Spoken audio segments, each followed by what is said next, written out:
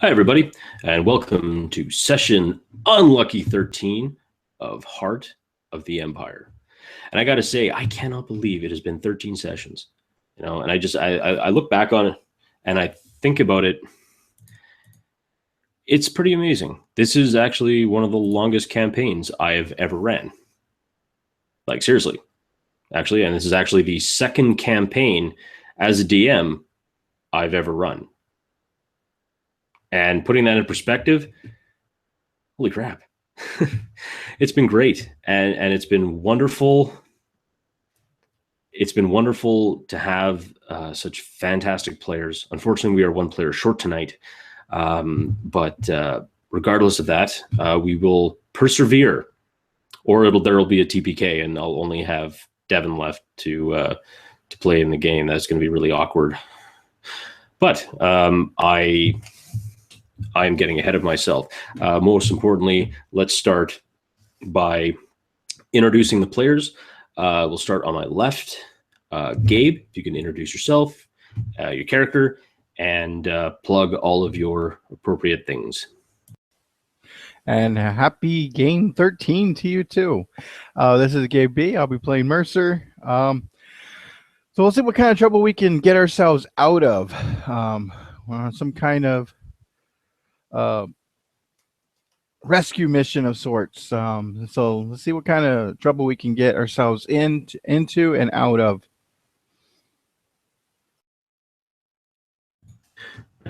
Next up, we have John. John, if you can introduce yourself and plug your stuffs. Hi, I'm John from Red Dice Diaries, and I'll be playing Celine Naval, the Quarren Ace pilot, during this game. We're currently making our way through the skyscraper-like headquarters of the gang, the Raltiri Tigers, and I've had strange visions of a Chiss girl who requires rescuing. So I'm looking forward to seeing how that plays out and whether we make it to the top of the tower and get out with our hides intact. And I'm reprising my role as Varric. And I just want to say real quick that I also find it amazing that this 13 sessions, and even more amazing is it doesn't seem like that long. It's like it's just been an awesome campaign, one that I brag about a lot, and I really appreciate the effort of our GM and my fellow players to make this such a great game.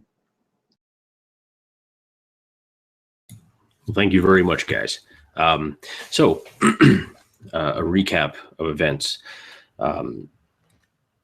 The Sundiver Hotel, a huge spire set in the midst of other towering spires in the capital city, Cambriel, of the planet Raltir. This is where Havoc Squad finds themselves right now. They have been fighting all the way up this huge spire to rescue, seemingly, a young woman that has been the target of dreams and visions of Celine. After fighting through a gas-filled room and beginning their ascent, they have run into the previous owner, one Magnus Sundiver, an older gentleman who appears to have been the caretaker of this establishment when the Raltiri Tigers have moved in. The Raltiri Tigers are an underground and highly organized crime syndicate located in Cambriel, possibly having reaches, who knows. Fighting above, running up the first 300 floors, they have found very little using hidden freight elevators located in and around the hotel itself. They have been able to move in, first 300. At the 600th floor, when they went up again, they were greeted by a very large, very angry Nautilin. Oh, no. Needless to say, it was a big son of a gun with a whole lot of teeth, not very much brains, and a real hunger for people meat. Degruda, thank you. I know what I'm doing, I swear. And you're right. I don't know how we lasted 13 sessions. Don't even worry about it. Don't even worry about it, audience. This Degruda, this maw of rage and bloodlust was brought down by Havoc Squad, and our heroes were able to make it up to the next 300 floors, to the 900th floor. On the 900th floor, upon reaching that area, they kind of caught themselves into a bit of a problem. They had roving groups of stormtroopers that they were starting to see, denoting who knows what. Possible collaboration? It was unsure of. Making it through and making it to the final elevator, unfortunately, Kojamal, who is not with us tonight, had dropped a frag grenade, not charged frag grenade, which they just dropped it onto the ground, definitely letting a bunch of people know that there is someone here. They made it halfway up, at least 100 floors, made it halfway before the elevator stopped. And an individual, possibly slicing into the computer systems or the camera systems, spoke to Havoc Squad, denoting himself as 74, an agent of Unit 88's, this clandestine Imperial unit that seems to be at the heart of all this mess. The two of our heroes jumped through, got ready to go and climb up when the doors of two of the floors opened up and stormtroopers began to point weapons down. And that is where we pick up this session 13, Heart of the Empire. You know, electricity is kind of a funny thing. It seems to move without a purpose, but in the hands of the right individual, it seems like it can move with the right purpose. And sure enough, that was self-evident as a spark, kind of a flash of bioelectricity began moving down, hitting the right nerve impulses, sending an electrical pulse of data down to an arm. Muscles began to twitch, and a finger presses a trigger. Instantly, boom, another explosion of electricity and energy as a battery is clicked to life, sending it through pulses, charging up a laser, going through focus crystals, and a blaster bolt sent out. Varric, this blaster hits right at your feet, this as it is joined by many others, seemingly from above the floors above you. It begins firing, and the all around you, the whole elevator shaft begins to light up with these shots, throwing off distorted shadows across the inside the interior of the shaft, hitting the ground, hitting everything, and you hear ah! Right in front of you. You see Kojamal take a hit into the shoulder. He backs up, hits against the wall, and kind of slides down. He's clutching his shoulder, and he's bent over. Seeing him sort of wounded, I'm gonna like push my last stim pack into his hand, and I just say, "Stay down, Kojamal." All right. And you see him. He grabs the stim pack and just like punches it into his shoulder. As the adrenaline surges through him, the Bacta begins to work even faster through his body, beginning to repair. He kind of closes up tight against the wall as more incoming fire hits. Magnus kind of like instinctively jerks to the very like edge of the elevator car. We should do something, perhaps. Any ideas? Well, we either go up or down. At that, Varric, his mask briefly illuminated by the blaster fire as he turns his gaze upward, is going to attempt to leap up to where the stormtroopers are at. Sounds good. Give it a shot.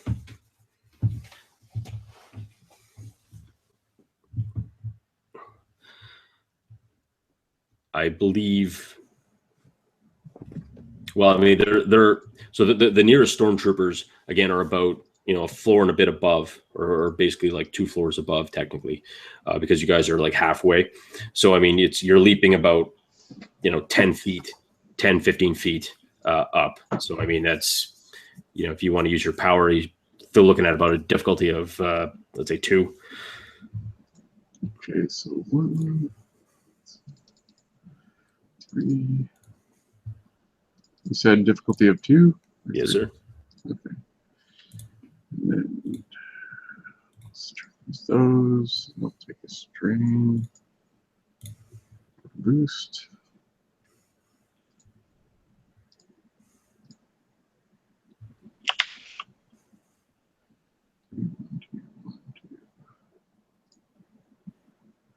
Okay, so I think that's probably going to get it done. Oh yeah, I'd say that. Yeah, I'd say that gets done, and then some. So you leap. Actually, not only do you leap up, but as you leap up, as you leap up, you manage to hit a wire that seems to be kind of controlling a lot of the door functions and everything else.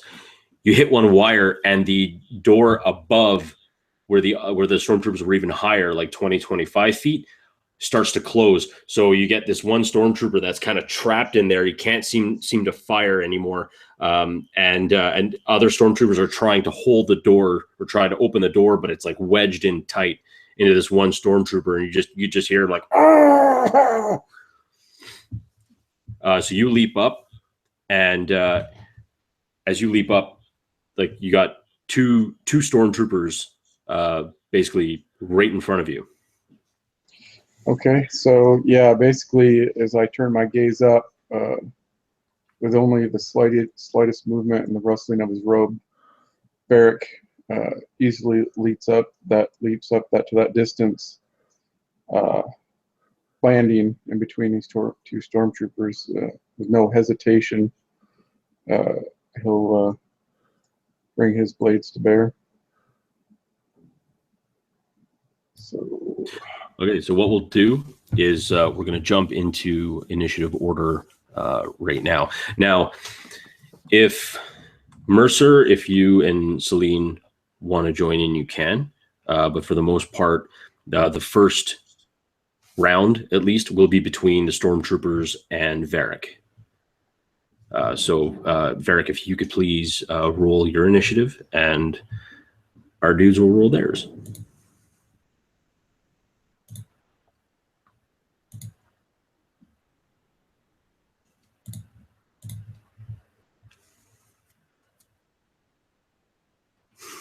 Oh, yeah.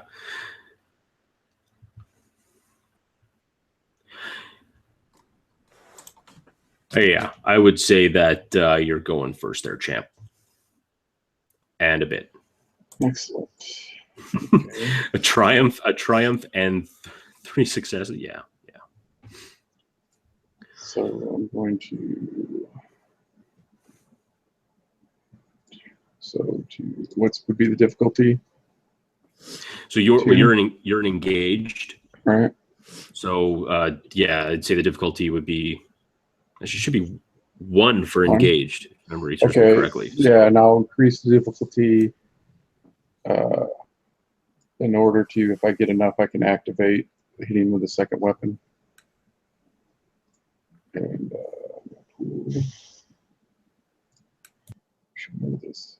Okay, here we go.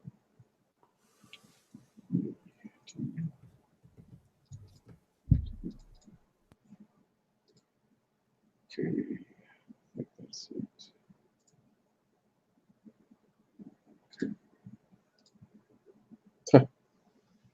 Well, it's not with both weapons, but it's enough to hit. So that would be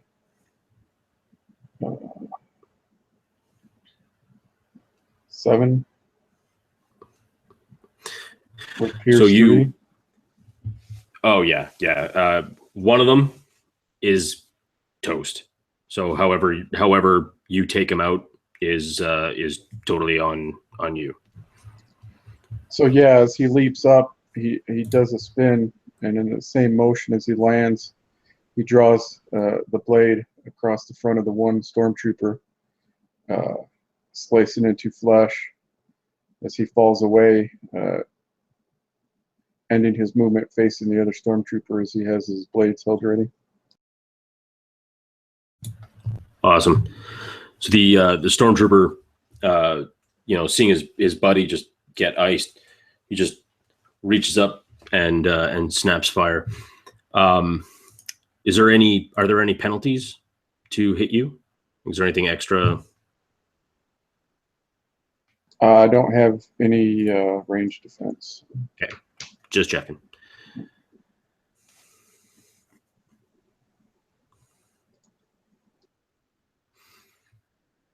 Okay, so he jumps up, he snap fires. I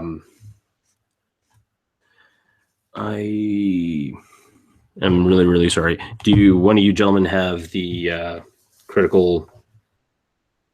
table handy? Yeah, I've got it handy. Thanks. Because the stormtrooper did crit.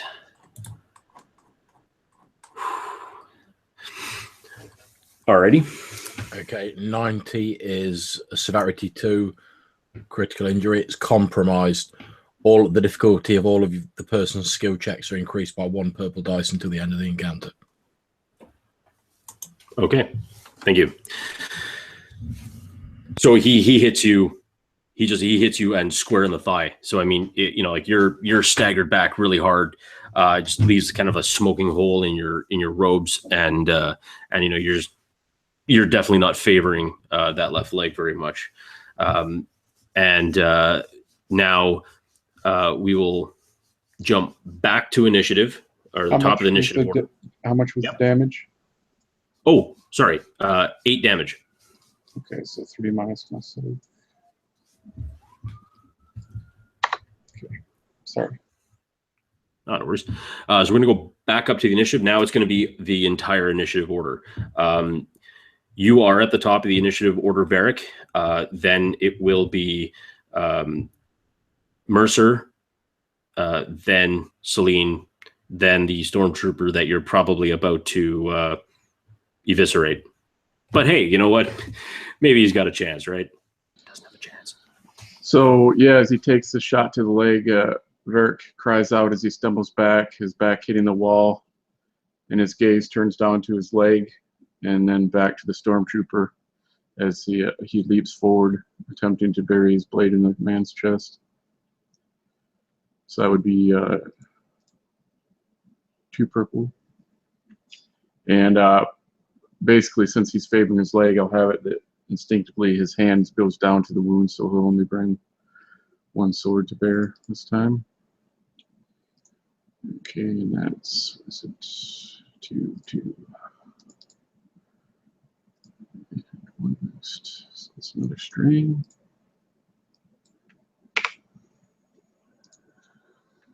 Okay.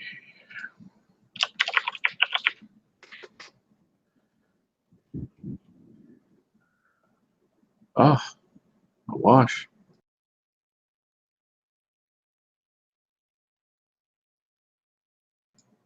So just as he leaps forward, his leg gives out and causes him to stumble to the right. His blade slicing into the wall next to the stormtrooper.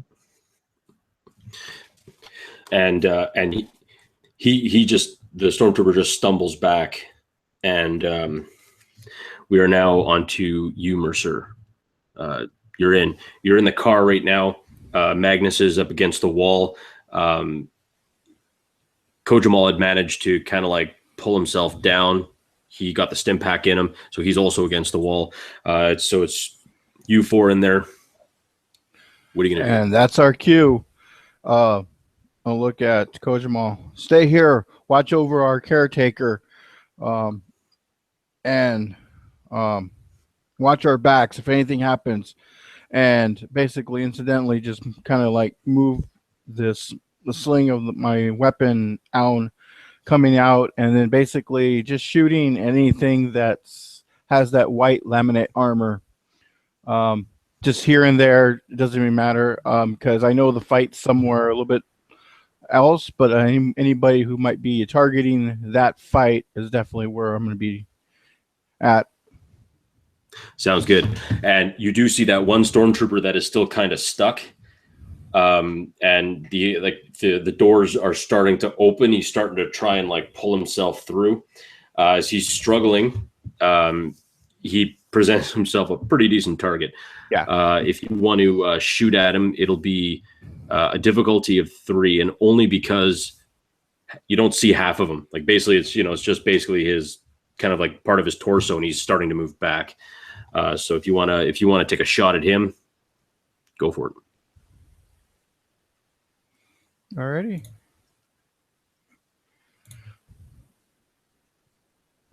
He did. Yeah. He did. So any movement that happens, it's like it's shooting, and then he keeps moving because of of gravity and being hit. He moves again, thinking it's an offensive. And you just kind of see him just getting obliterated with my shots from my light repeating blaster. Nice, and he hits, and he just kind of slumps over. His blaster rifle still in his hand now, just kind of drops, and you just hear and just clatters to the top of the elevator. And the 2 advantages I'm going to give to is going to be a boost die for Varric, and the other one, the last one, is going to go to the next person in line. Okay, and that is Celine. Celine, what would you like to do? Okay, so looking up, I can see that sort of it's further up the elevator shaft that this fight's going on. Is that correct? Basically, there's open doors about 15 feet above you. There is the obsequious ladder that can access every single floor. It's all right beside all of it. Yeah. There's also the typical concrete, that little concrete step as well. Yeah, I'm going to pull myself out of the top of the elevator car, sort of nodding at Mercer, and then I'm going to grab hold of the ladder and start climbing up towards where Varric disappeared to. Yeah, in your turn, because I think you guys can move, what is it, like at least 30 or 40 feet or something like that. But climbing up, very, very simple, doesn't take you much. You're able to go through onto that floor. You see Varric, kind of his sword implanted into the wall, and he's definitely like kind of staggered onto his right leg. His left leg's been shot. You do see the stormtrooper backing up, and that's exactly. And then again, just a typical hallway with more doors, more floors, or more rooms, I should say.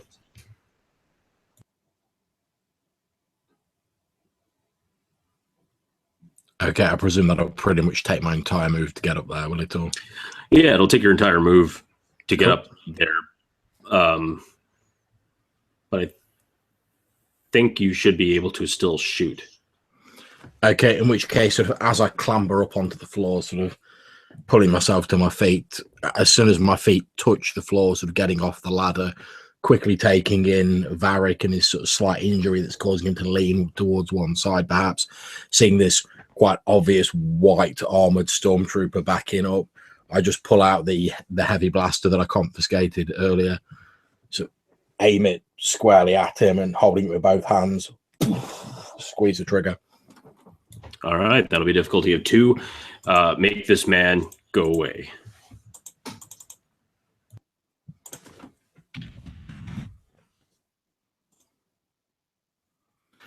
So only 1 success, but it's still a success.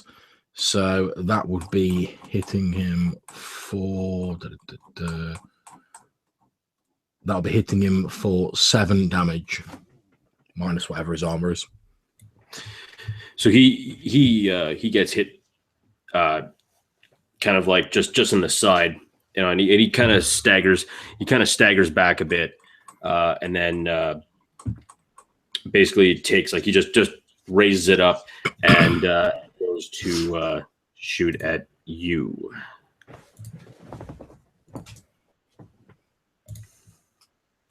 And you just feel the air, the ionized air, as a blaster just whizzes past, goes into the shaft, hitting against the Duracrete. And that's it. All right, let's get some redemption in here, Varric. It's up on you, buddy. Okay. So when he stumbles back, is it towards the edge? No, he moves closer in to the actual under the actual floor itself. So, okay. I know what you're thinking. Sorry, man. Yeah, I totally was going to kick him off. Oh well. This is Raltair.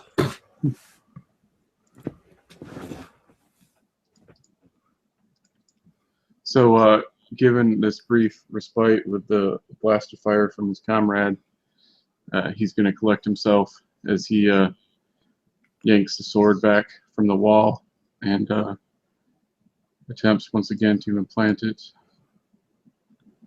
in this stormtrooper.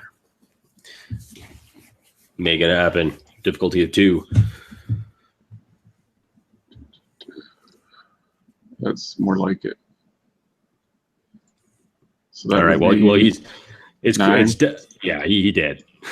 he did. So yeah, basically, is with that motion as I pull it from the wall, I kind of spin around and I cross the swords, scissored him across his neck. And you just see a helmet just kind of tumble out, and no head remaining on the body, and the whole body just collapses to the ground. You gentlemen are now out of combat for the meantime. However, that could change at any moment. So be ready. I'll sort of stick my head over the elevator shaft, look down and shout to Mercer and say, "All clear."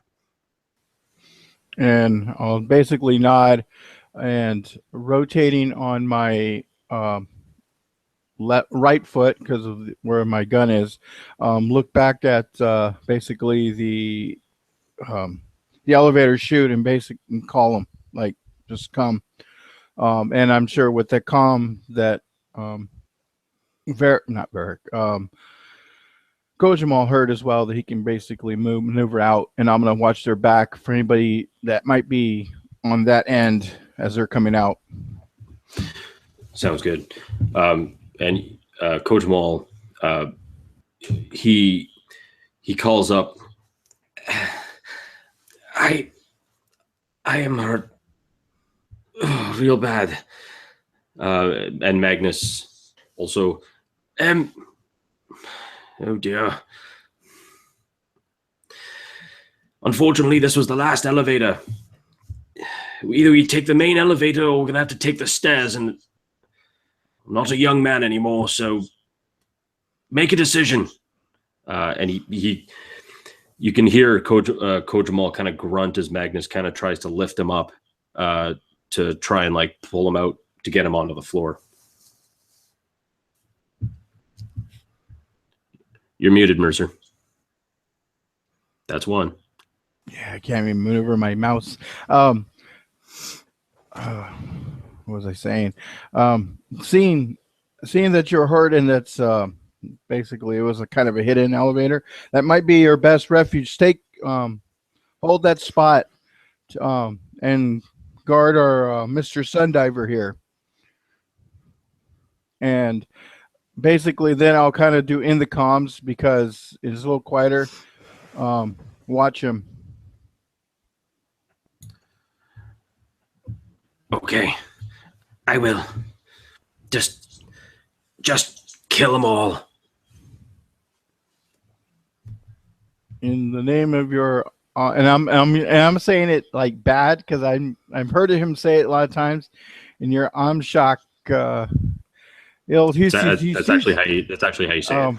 He sees your deed, Maybe arm shark or something. If you're and he sees your deed, and basically we'll avenge your brother, even though he's not dead. We'll avenge your brother.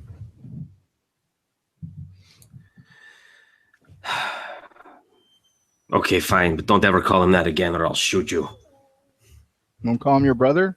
Don't call my god. Never mind. Go. Just go. And I'll basically do a nod, even though he can't see me, and just like I'll kind of like either climb up with the other two.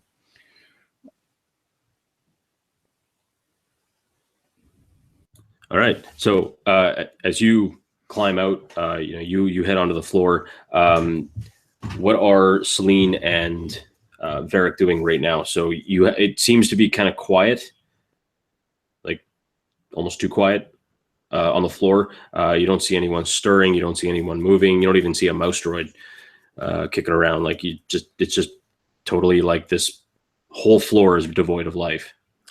I'll be saying, looking at Varric, and I'll be saying to him, Varric, if we take the main elevators, they'll spot us and they'll shut us down. I think our only option is going to be to take the stairs or whatever passes for stairs in a building like this. Varric will glance down to his robes, the spot where it's been shot and singed, and he'll reach down and after sheathing his blades and tear long pieces of cloth off and tie it over his thigh. And as he's working, he'll say, "Agreed. I think, as was just demonstrated, avoiding the elevators with this man having control of them would not be to our benefit to use them at this point." Well, yes, we've already seen them manipulate elevators in other buildings. It's even more likely they've got control over this one. And sort of noticing his wound for like the first time as he's like actually dressing it, I say, "Do you think you'll be able to make the stairs, Varric?" His grin will be hidden beneath his mask at the question. I believe I will have sufficient ability to do so. Right, you are then. As soon as Mercer gets his ass up here, we'll start heading for the stairs.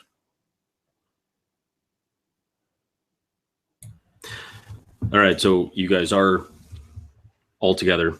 The stairwell, just looking around, remembering the layout, the stairwell was kind of like in the same place as kind of around the freight elevator. The door opens up. Stairwell seems quiet. There's a little bit of refuse and dust everywhere. As who's going to dust 1,200 floors of a elevator stairwell? Not me, not you, no one. So you begin to kind of make your way up. As soon as you walk into the stairwell, you kind of do see a few light footprints in the dust. Some of them looks like they're pointing upstairs. Some of them looks like they're pointing downstairs.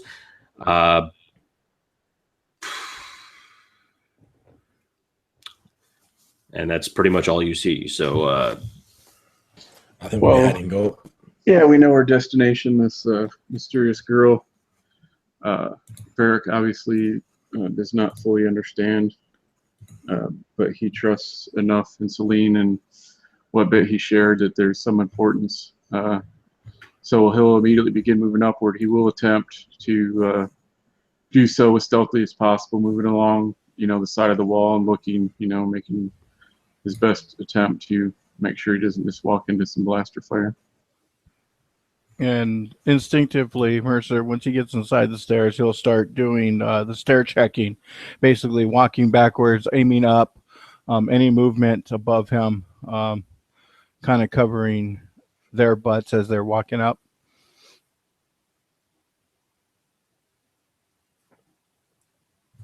Okay. So as you begin slowly ascending up the stairwell, you hear you hear a few like doors opening and slamming, but it sounds like it's very, very faint, and it's coming from above you. So it must be like, 200, 300, 400 floors above. Sorry, excuse me, 200 or 300 floors above. It's quite high up, and it's only making its way down. As like, you don't even know, as far as sound travels, that could have been from like 5-6 minutes ago. It could have been, you don't even know. As you begin going up, you see the, more refuse, more everything. You make it up another 5-10 floors. I would like each one of you to take 2 points of strain as you're going up 10 floors. It's enough to make anyone tired, especially me, and I'm a chubby guy, so trust me. As you make it up, you do see one of the floors. You make it up to one door, and the door looks like it's been kind of busted in. Most of the doors swing outwards. This one appears to have been like smashed in and kind of like broken off on its not really hinge, but kind of.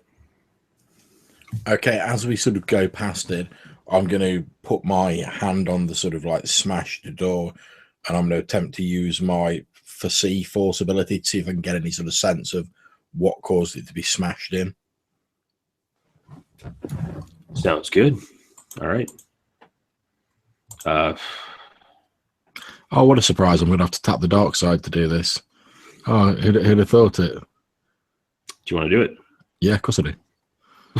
How silly of me. So, putting your hand towards the door, you feel these subtle vibrations.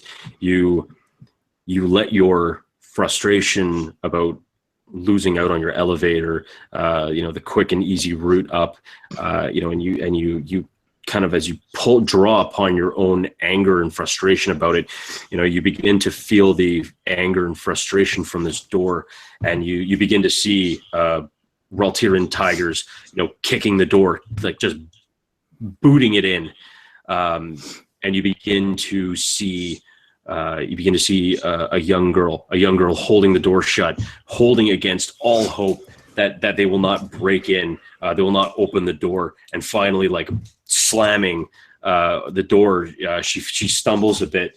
She looks around. Her red eyes are focusing on something, anything, any place to go.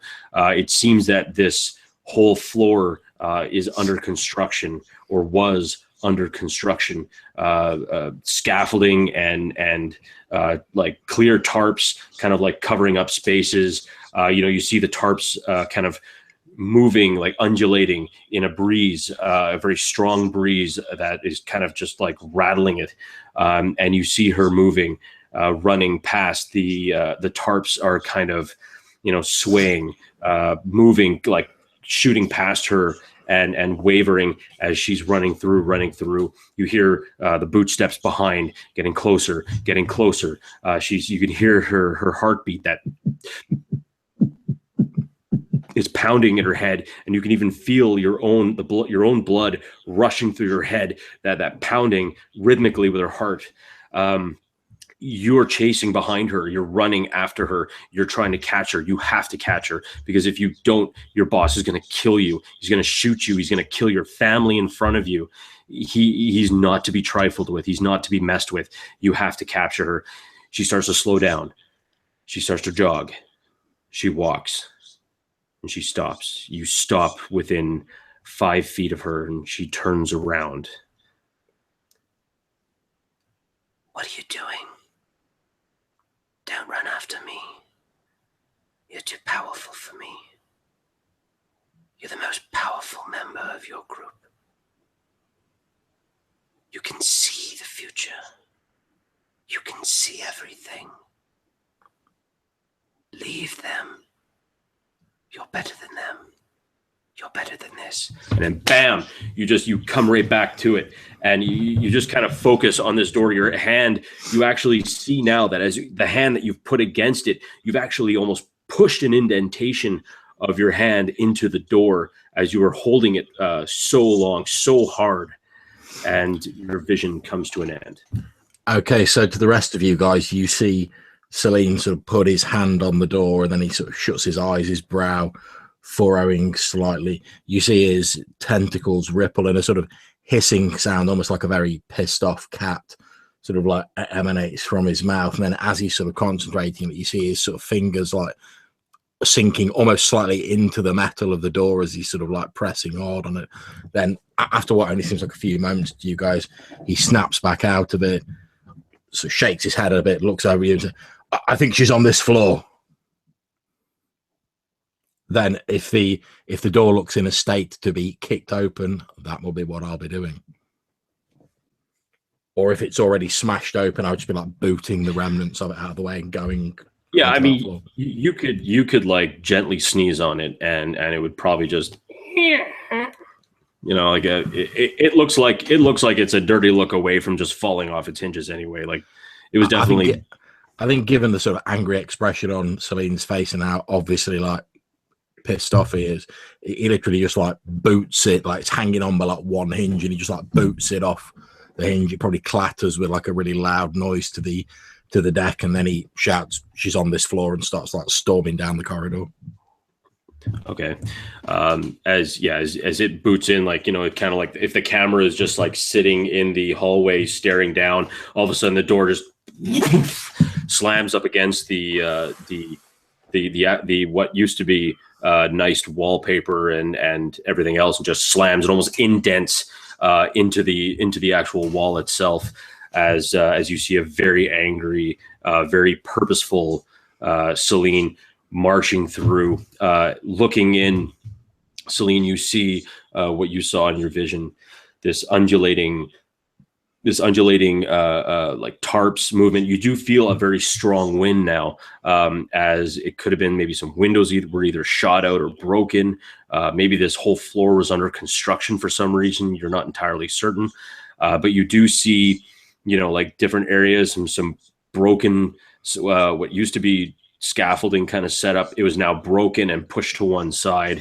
You see some walls that are not completely finished yet. What looks to be like some type of steel reinforcement that would eventually have something over top of it. That steel reinforcement has been bent in, broken. One of them is one of the steel supports was actually kind of melted a bit. Looks like it got hit with some blaster fire. And again, the tarps, just those clear plastic sheeting just kind of rolling with the wind.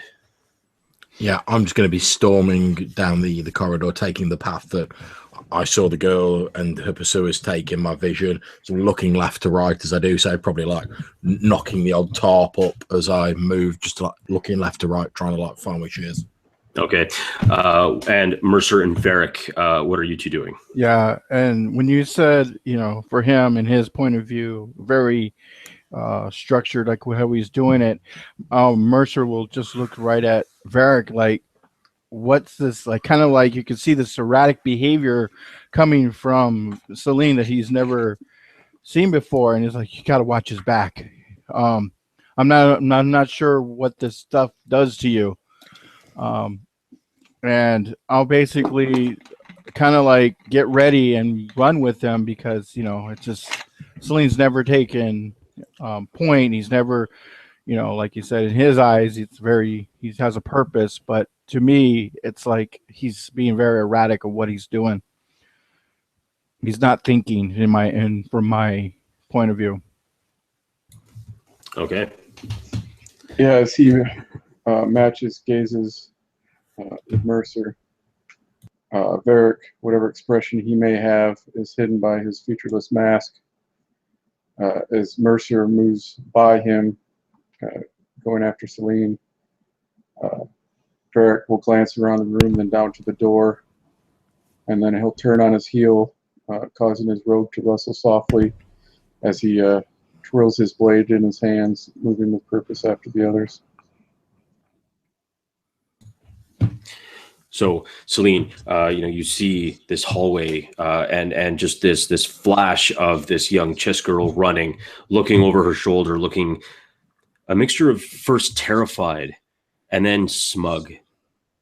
She looks back at you and like almost grins as you see her kind of like ethereal form just kind of run and then turn to the right, and she runs and disappears. And you see an open doorway with no door on it. Basically, it's just a door frame. I'm going to be sort of following this like after sort of image from my vision, which I'm assuming that's what it is. I'm just going to follow it almost exactly, sort of stepping in the footsteps that she took, so instinctively just following the exact path. Probably like pausing briefly to like look at the door, but for no real length of time, and then just stepping through it. I'll have my gun out as I'm moving, so I'm also expecting to face some resistance here. And as you pull your heavy blaster pistol out, you're looking left and right. You go storming through the door. You see nothing. You see a small computer terminal, very small, and you see some like windows that have been punched, like some punched, like opened, and what looks like to be a tarp that is barely holding back the wind, especially at such high a level.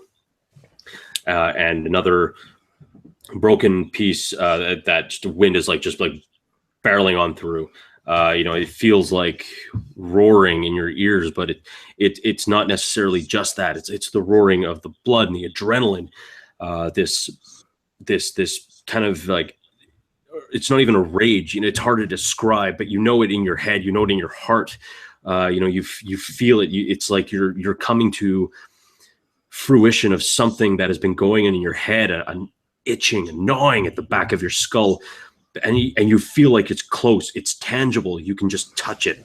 You can touch this vision finally, but it's just not here. It's just out of reach. Okay, so my instinctive sort of thought is I'm going to run over to where there's these open windows and the tarp fluttering. Presumably that's still like the open air sort of beyond the spire, is that? So my first it'll be like throw back this tarp, and I'll sort of like push my head through out of one of these windows, so like looking out of the hole to see whether she tried to somehow get onto the outside of the building to escape her pursuers, etc. But as I'm doing that'll give the other guys like easily enough time to catch me up. Yeah, and as you look out, you just see sheer.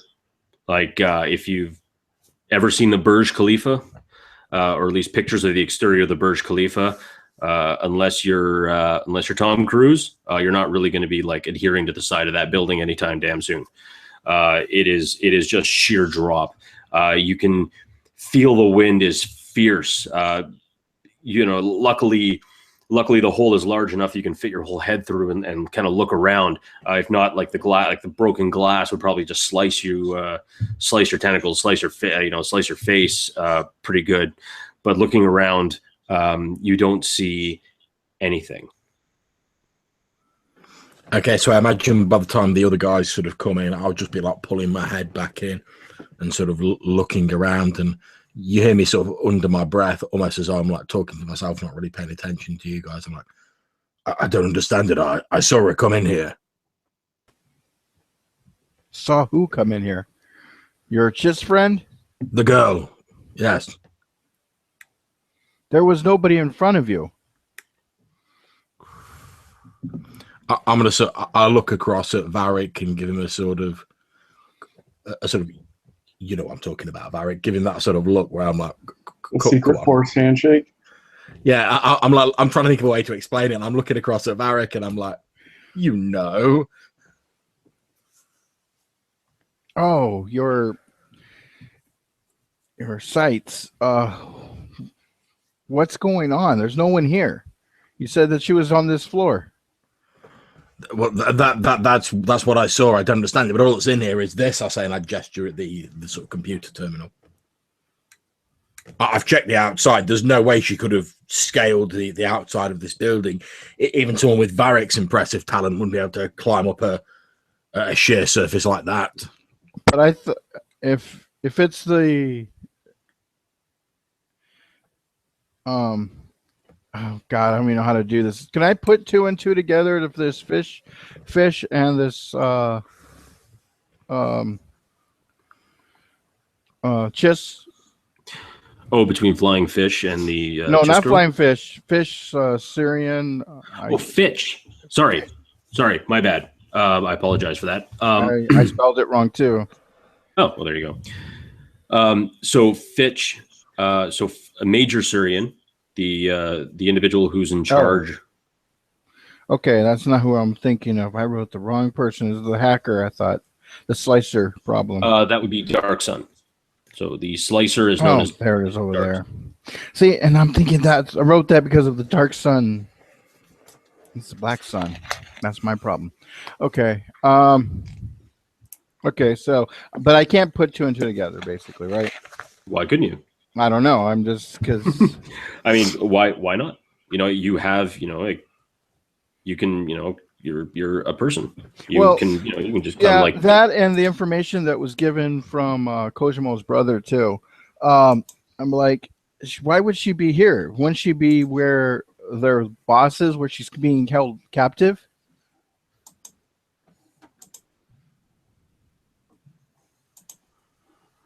I sort of look a bit puzzled for a few moments, as though I'm trying to sort of work it all out in my own head, and I say, I don't know. It's not always exact. Well, if it's who you're thinking of, we're like many floors underneath where she is at. I'm going to sort of walk over to the computer terminal and see if it's like activated, whether I can pull any information off it. It seems odd. There's just like a random computer terminal like, in the middle of this otherwise empty room. And I'm going to try to catch his hand before he touches it, like touches the keyboard, and like basically if I can do that, if I can get him to like hold on. Well, yeah, I'm not going for it with any urgency, so yeah, you can easily like grab my hand. All right. And while they're doing that real quick, at that question of why would it be here, Barrick will quickly glance around the room, then move back in the direction they came from to look down the hall. No problem. Sure. And you're looking for something in particular? Like just looking for any enemies, or? Yeah, basically getting the sense that this we were led here and probably not for good purposes, so that it might, it's a trap. There's no Mon Calamari here. It's a tarp. Damn. There's no, like, you don't even need to make a roll for it. Like, you don't see anything. Everything is just completely and utterly quiet. It doesn't seem to be any, like, kind of anyone around. And even then, like, looking around, you'd piece together that not a lot of people come here. This obviously because of, like, due to the high winds and, like the just rustling through everything, the amount of debris and garbage that is just littering this place. Obviously, this isn't somewhere that a lot of people want to go to. So for the most part, yeah, they just keep it kind of quiet. Look, Celine, I know you have some urgence, but look at me. I got your back, but I can't have your back if you don't tell me what's going on. What are you seeing? I take a few moments to describe how I saw the girl getting chased down the corridor. And then she turned into this room. She still had her pursuers behind her. She looked scared. That's the last thing I saw. As we were coming up, we noticed the little areas that were like hidden, like little consoles, right? We kind of had an idea of what these kind of look like.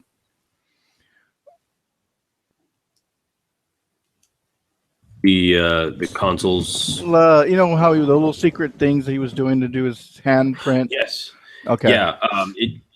It didn't seem like he was going over anything. Like it just seemed like he was moving his wrist kind of over a section of wall that was otherwise hidden.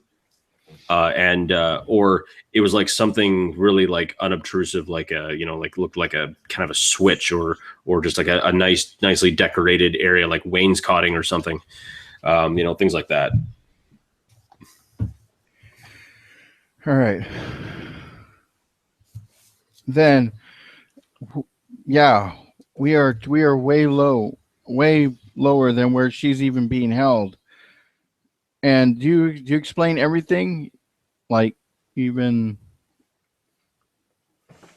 like I don't want to give it away a lot of stuff, but do you explain most of your visions in detail? How great a detail? Yeah, I'll pretty much say everything that I've seen. All right, and she's telling you not to chase her. Yes, that's right. But I'm not even sure if that was her. Like I say, these things aren't exact. It's difficult to explain, Mercer. Perhaps it was another floor that she's on. It could be that a lot of them do look very similar. Perhaps we should just carry on up, see what we can find. And with my gun, I'll kind of point to the computer console, like, go ahead, do whatever you were going to do. Now that I have more of an idea of what's actually happening, being in the dark was, very irritating, you could say. So, as Mercer releases my hand, I sort of go on the computer and try and pull up whatever information's on it, see if there's anything useful, or assuming I can access it at all. Sure. As you kind of, basically activate it, hit the any key, whatnot have you, it does prompt you for a password. You can attempt to hack it, slice it, if you wish. It would be a difficulty of 2 red and 1 purple. Okay, I will give it a go. I'm going to spend a destiny point to upgrade one of my green. And it was 2 purple and 1 red, is that correct? 2 red and 1 purple. 2 red and 1 purple, cool. Okay, I'm also going to use my Touch of Fate ability to add 2 boost dice to it. Nice. 2 successes and an advantage. Freaking awesome. I'm really, hey, I'm excited when my players beat the odds and kick some ass and take some names. Not going to lie to you there. So as you hack it, you begin to see kind of a prompt. You see like different files kind of all hooked up on certain ones. You see files on rebels, like kind of like rebel financial codes. You see one on imperial financial codes. You even see like prompts, files that indicate aspects like transferring files, how the Raltiri Tigers have dummy accounts set up through different banks that are all kind of borrowing and lending against each other, building up their own credit, kind of like basically falsely like inflating the market. This is some like next level financial crime going on here, and it's big. This is huge. So basically, these are mainly information files. Is that correct? There are some information files. There's another file, and it just has 88 on the actual file icon. Right. What I'm going to do is I'm going to take out my personal data pad, connect it to this computer terminal, and effectively like dump copies of all the files into my data pad so we can look at them later. We don't have to like hang around here. Sounds good. So as you hook it up, then what I'm going to do is, once I've hooked it up and I've downloaded it, my plan is then I'm going to effectively, knowing the password, I'm going to change the password on it and then lock it back up again. Okay, I like it. So as you hook it up, it begins to download. It starts a bit slowly, like it's at 5% right now. And it's at that point where you hear, and this is probably from like a little ways down the hall. What the hell? Somebody's on this floor. I'm going to look at the the estimated time to complete download timer on the thing, and I'm going to be like, Mercer, I need you to buy me about, and then say the number of like minutes on this thing. And how many rounds of combat is this going to be done? God damn it. So you're looking at it's going like slow, like 5, 6, 7, 8. And then it's, like every time when you get an update for your computer, it stops for some reason, always at like 23%. It sits there for like 5 minutes. You just want to punch the computer in the face. But yeah, it's just sitting there. Now that you've heard some group of individuals coming onto this floor, Mercer, what is your plan of action? I'll basically nod, and if we can hear this, basically I'll sling out my weapon and head towards the door. Varric's right there, going to watch out and kind of get an idea of which way, kind of like know that he heard it, and basically move up together. Or at least I will wait for him if he moves up. If he doesn't move up, then I'll just keep going. I can't really put his actions. Yeah, is there like anything in here to hide behind, or?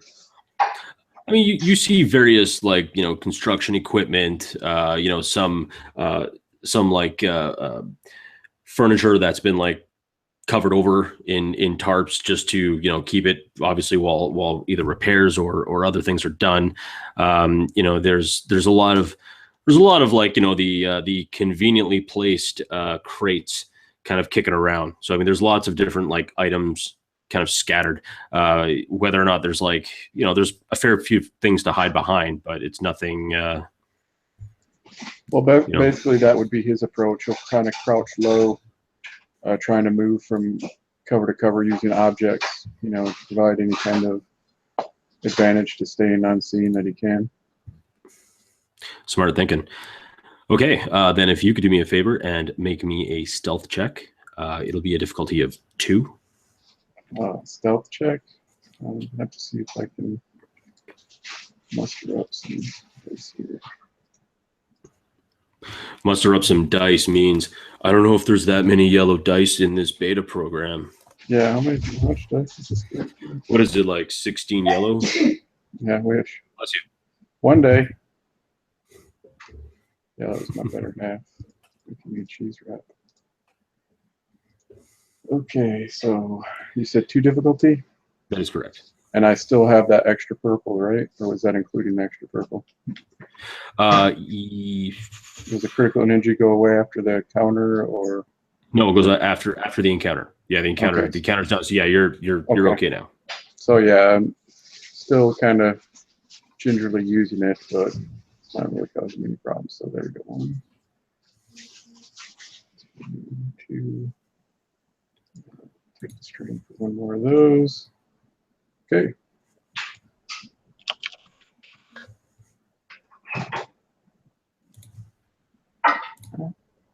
Success and 2 advantage.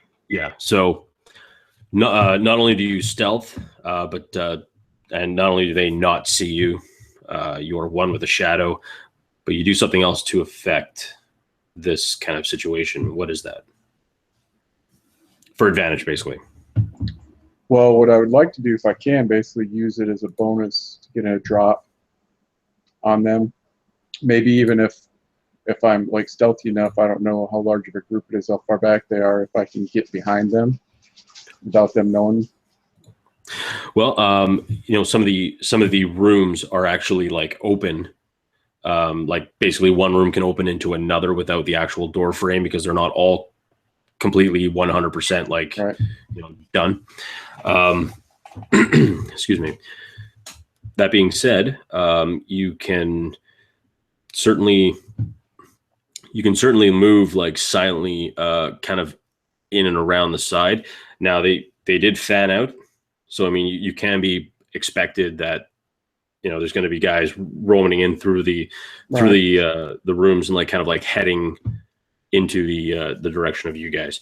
If you want to either give yourself an advantage or kind of point at Mercer and point somewhere else so he can hide, that would give him an advantage. Yeah, definitely. I imagine being a little more experienced with stealth, I'd be able to move a little quicker and I would have a better field of view. And as I kind of scout the situation, I will do that. I'll turn back and kind of, I imagine after this much time, we've learned to communicate non-verbally and kind of give him gestures and direct him to give him an advantage. Either to get a drop on someone or to remain hidden from them. Definitely.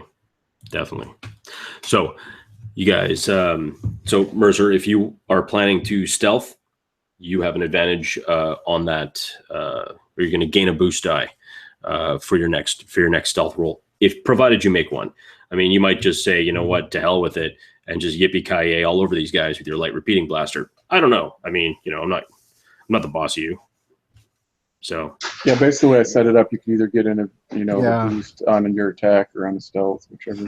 I will definitely take advantage of my teammates' actions. I mean, if it was just me, I was down. I was going to do the whole walk in and just start blasting anything that's basically moving. But my teammates here, and we're working as a team, and there's no way I'm going to walk away from that, especially when he's helping me out.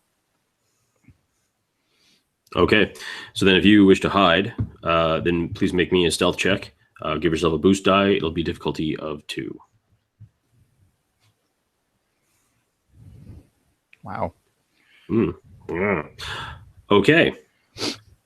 So as you kind of move in and kind of like you're watching him, as you move in, you accidentally, like, basically it's like one of those crazy machines that people make out of all the random crap. The words is going to come to me eventually, or someone's going to say it in either the chat or in a comment, like, duh, it's called a blank machine, something machine. That's going to bug me now. But you kind of like accidentally bump kick a small rock that in turn hits into like perfectly square onto the keystone of something else, and then a whole bunch of like scaffolding bars and other steel things just clatter to the ground, just make a whole bunch of noise. And because of the noise, I think I would click on my repeating, just from the reaction, like, oh crap, that was me. But it's that whole reaction. However, the good thing is, because you made so much noise, it drew their attention away from both Mercer and Celine. So either one that you want to give them an advantage on, either the next attack because the enemies are drawn to that noise, or even onto a stealth. Who can say? But needless to say, a whole bunch of excited shouts, kind of like, they're over here, go, go, go, go, go. And that you hear them starting to like converge on your position. You're not sure exactly how many. You can make a perception check if you want to figure out how many pairs of boots are running towards you. Other than that, you're not really sure. Let's see here. I can give the advantage away. I was going to try and do it against them, but I'm going to go ahead and give it to Varric.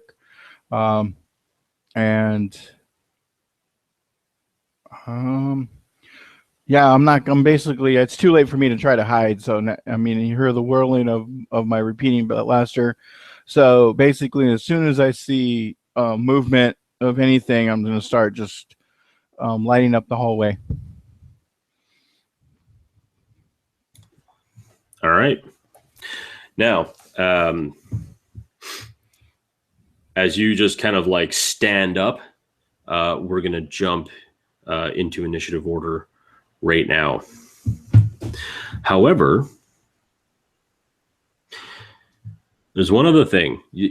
As you like leap up and you're about to pull the trigger, you see the group of them begin to converge. But one of them you recognize so well. And who that person is going to be the focus of our tide change.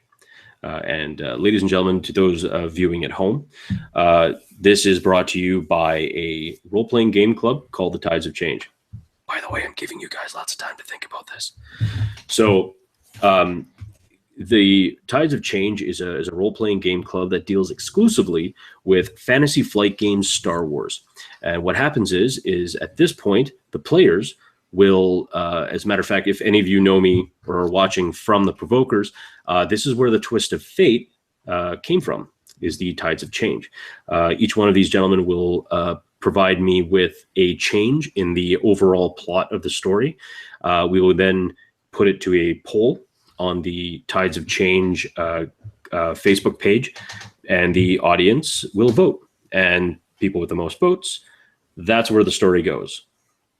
It's also why I never really prep too hard for these games, because they always have a way of like kicking me in the rear end. So what we'll do is we will start from the left. We'll start just as we did our intros this evening.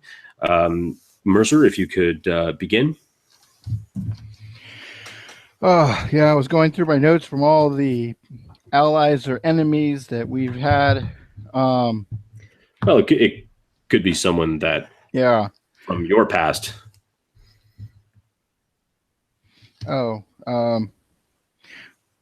well, I don't know if I was gonna try to think of an ally that's like now an enemy or what, but I guess I'm coming up with names and falling short of people. Wow.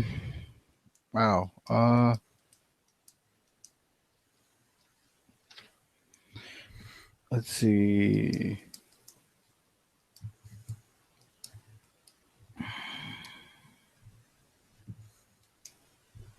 No. Wow. Do you want me to come back to you? Yeah, I have please. a suggestion of what he's thinking. Well, yeah. We could jump onto you, Varric, or Celine, if you got something you want to jump in with. Go ahead, Varric. Okay, so basically, why I don't necessarily recognize this figure, I do recognize the robes, the dirty brown beggar robes. Okay.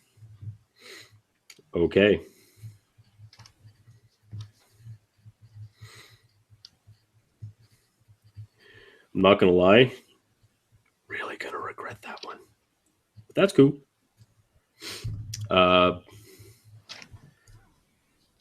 Celine? Okay, I'm going to say it's actually the girl that we've been looking for. However, as opposed to them sort of shouting as in, oh, we've got this person here, we're about to like deal with them, their shouts are actually shouts of fear. So we've been rushing in under the sort of impression that this girl's a prisoner and that she's sort of like a frightened, timid girl. Perhaps that's not the case. Interesting. Okay. Mercer. All right. The name, I thought I had the name down. And the lady, the facilitator of Morbo's bar. Morbo. I don't know if it's Morbo himself, but that our ally that was supposed to be our ally. Yeah. Well, Morbo is she? Okay. Yeah. Okay. Interesting.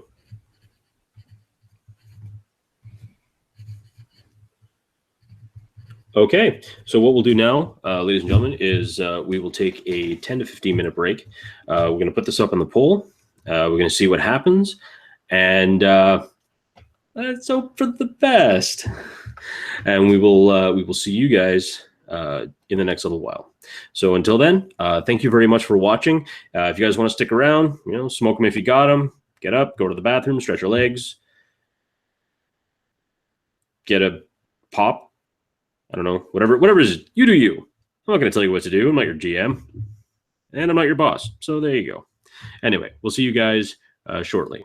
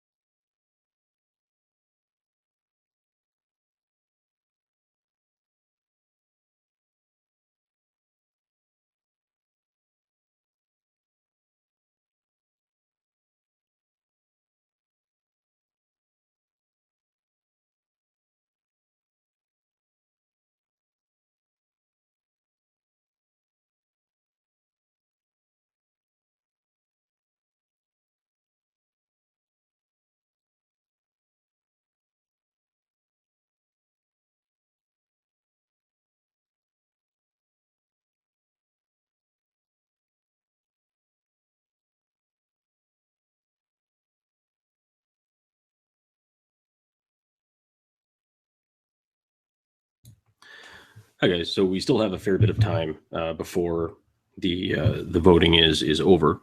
But I do want to take this opportunity to talk to you guys, the viewing audience, about Brigade Con. Now, Brigade Con, oh man, you know, I love tabletop gaming, and to anybody who's watching, might be surprised to know that I haven't had a lot of experience in tabletop gaming, like DMing. If anyone wasn't around for the start of this, this is actually the second campaign, and it's also coincidentally the longest running campaign that I've ever DM'd for, or GM'd for, or Force Master, you know, whatever you want to call it. And I love it. I absolutely love this. It is wonderful. It is great to get together with some friends and just have a blast. It's fantastic. But the cool part would be, can you imagine doing this and helping people? You know, and helping, and not just people, like helping children who are sick, helping children who have, you know, a really rough go at life. It's a pretty amazing thought. And that's what Brigade Con is all about. Started in 2014 under someone by the name of the Gentleman Gamer, who began the idea of Brigade Con, which is a 24-hour online convention that is dedicated to having people donate to the charity known as Child's Play. And what Child's Play does is it provides games and fun for kids who are, some of them are terminally ill. And, you know, it's rough. It's rough for kids going through something like that. And if there's a chance that, you know, you can provide a little bit of happiness and a little bit of joy in children's lives, you know, it's a great thing. It is happening the 29th of October, which is coming around the corner. I mean, it's already the 15th. So, I mean, in 2 weeks, it's going to be happening. And it's a cool thing. It's a really cool thing. And there are still tickets available if you go to brigadecon.org. And you can sign up for games, sign up for panels. I'm going to be on a panel this year. I ran a game last Brigade Con, and it was the fiasco on the Silver Dragon Express. And I was very happy with it. Ran great. It was a wild adventure. Everyone went crazy. There were snowboarding Yetis. I mean, it's just it was just a fun game. And it also helped to create the world that I am currently creating, called Valos, which is the world of the Ironhead Chronicles. A lot of fun. But the most important part was the fact that while we were playing, I knew people were donating. And, you know, if you could donate $1 or $2, but then you tell, you know, 3 of your friends to go check it out, and each one of those 3 donates $1, and then and those friends tell 2 other people to, like, hey, come on and join this. It's going to be awesome. And then they donate, you know, a couple bucks here and there. You know, pretty soon you've got $20 extra that you can go to helping children just be able to be kids in a world where, you know, sometimes kids don't get a great thing on life, you know, and it's tough. And yeah, you know, it can be a little, it can be very difficult. But at the same time, if you want to game and do something that you love to do and also help people out, it's win-win. So if you guys can go to brigadecon.org, look out for all the people that are running games. There are people running games everywhere, from Tabletop Terrors, 2 Guys, TD&D are going to be running a game as well. You know, it's 24 hours long. And if you go check out some of these channels, some big channels that are doing a lot of good for kids, please go and check it out. And I do ask you that you do go in there and just, you know, either give or even buy tickets. Tickets are free. So when I say like buy tickets, you're basically just slotting yourself into one game. You know, there's still some opportunities to get yourself into some games. There's still some opportunities to get yourself in and be able to play with some high, you know, some great DMs. Actually, they're all great DMs. Everyone out there is going to be, and it's a smattering of games. It's not just Dungeons and Dragons. There's Call of Cthulhu games going on. There's Shadowrun games going on. There's Fate games going on. There's tons of stuff. I believe John is going to be running a couple of games himself. I'm going to be on a panel at 5 in the morning. I don't even, you know what? Don't even care. I'm going to wake up at 4:30 a.m. on a Saturday, make myself like 16 cups of coffee, and I'm going to plow through because I know heart in my heart, it's for a great cause. And in the end, I think that's all that matters, is that it's for a great cause. And also, I mean, hey, you know, maybe you'll have some fun. I'm kidding. Of course you're going to have fun because it's Brigade Con. Brigade Con is freaking awesome. You know, it's being run by the fine, incredible, upstanding person known as Andre, who started the Tides of Change role-playing game club. That man is a prince. He is incredible. He has worked so hard to get Brigade Con organized and sorted out. It's just amazing. You know, he's worked his fingers to the bone because he believes in the cause. I believe in the cause. Everyone believes in a great cause of helping children and playing some great games and talking about great games. So honestly, go in there, sign up or donate, just watch some great role playing, watch some fun times had by all. But please support, please give. And who knows, you know what, maybe next year, Brigade Con 2017, you're going to want to jump all over running a game yourself, or even if you can't get into a game that you want to this year, you'll be able to get into a game you want to next year.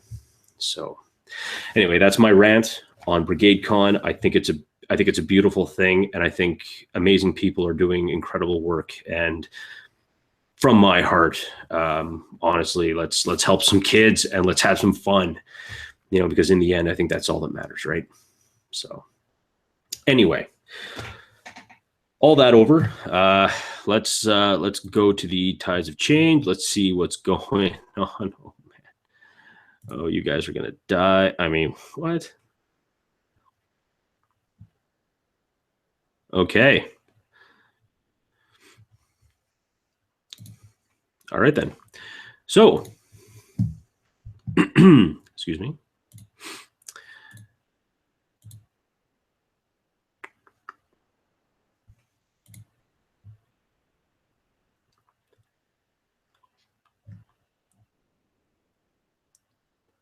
Just double check. Okay. So as you as the three of you are kind of hunkering down, Celine, you're just watching this progress bar go slower. It almost seems to go backwards. Like you're just begging for it to go faster, even trying to use the power of your own visions to try and force this thing to go faster. You hear like Mercer and Varric, as you're, you know, kind of planted up against some cover. You know, you hear people kind of moving into cover, and you hear a voice. You know, usually, the only people that I tell to stay out of my room are family. You're not family. And I'm pretty sure you're using my computer. So, would you kindly step away, put your hands up, and surrender? Or we shall be forced to kill you. Varric will look around and up to the ceiling and say, "That's funny, I was about to say the same thing." Well, don't let me stand in your way.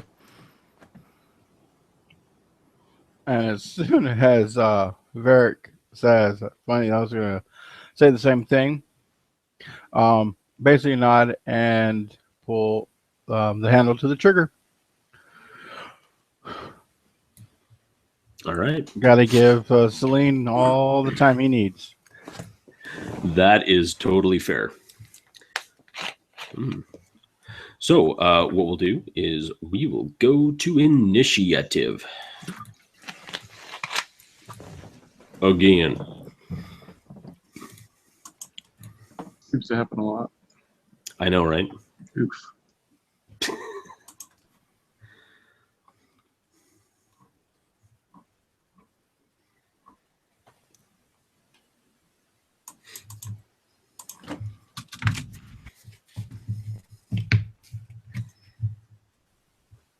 Nice, nice. Come on, Mercer, make this happen, buddy.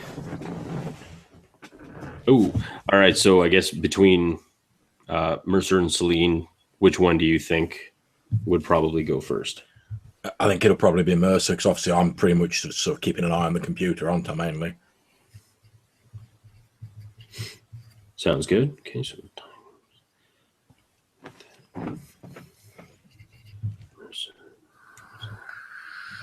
okay, so as you say that, one of these individuals just seems to, like, I guess, must get twitchy and decides to try and take a shot at you. So it'll be one of these, two of these, and one of these, because you guys are in cover. All right, so Mercer, he just stands up, just manages to kind of catch you and you just hear the telltale sound of a blaster pistol going off. You get kind of hit off in the shoulder, and you were taking 7 points of damage from this blaster pistol. It fires off. However, kind of like staring, like surprised that he was even hit. You will have advantage if you decide to shoot at him next. And speaking of which, you are next, because he's just standing there like, holy crap, I can't believe I just hit him. How did that even work? Kind of a thing. And from the narrative on this, it's he shot first. And basically, he's finishing his sentence. For the record, he's not Rhodian, so... Okay. He finishes his sentence, and I basically brace myself and basically shoot, and as I get hit. So yeah, here we go. And you said for one on him, just makes it easier. He's right there. He's probably out in front. And just one. And what's the difficulty for him? It'll be a difficulty of 2. Okay, so it'll be 3 since I am doing full auto from prior that I said it was on. I know. Sorry. No, it's not even that. It's just, oh my God. So yeah, it's going to be 13 points of damage, and full auto will hit someone else for 13 points of damage. Okay, so as you just kind of rake across, first off, there's pretty much nothing left of the first guy but a boot. And not only that, you manage to like slam through what used to be a very nice couch. No longer, as you put like several heavy blaster or light repeating blaster rounds through it. And you just hear like and you see this kind of fluff of like burning foam just kind of like shoot out as you see another guy just kind of like quickly, and he kind of like stands up and kind of fires in the air and like tumbles and hits the ground dead. Next up is you, Celine. Okay, so I'm going to have a quick glance down at the computer, see what sort of progress level it's at. Then I'm effectively going to hunker down behind it, so using it for cover with my blaster pistol. And if I can see any of these guys, I'm going to snap off a quick shot at them. Okay, sounds good. Make it happen. Presume it's difficulty 2. Aye.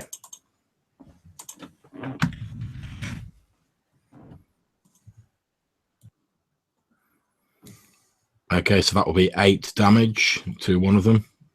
Okay. So as you kind of, you just pop one, and you just see this like perfect dime-sized hole appear in his forehead. He's just kind of like, his body tenses for a moment, and he just kind of like slumps over, slamming into some scaffolding and knocking it over. However, with that, you are like clearly a beaming target as you're the last person to hit.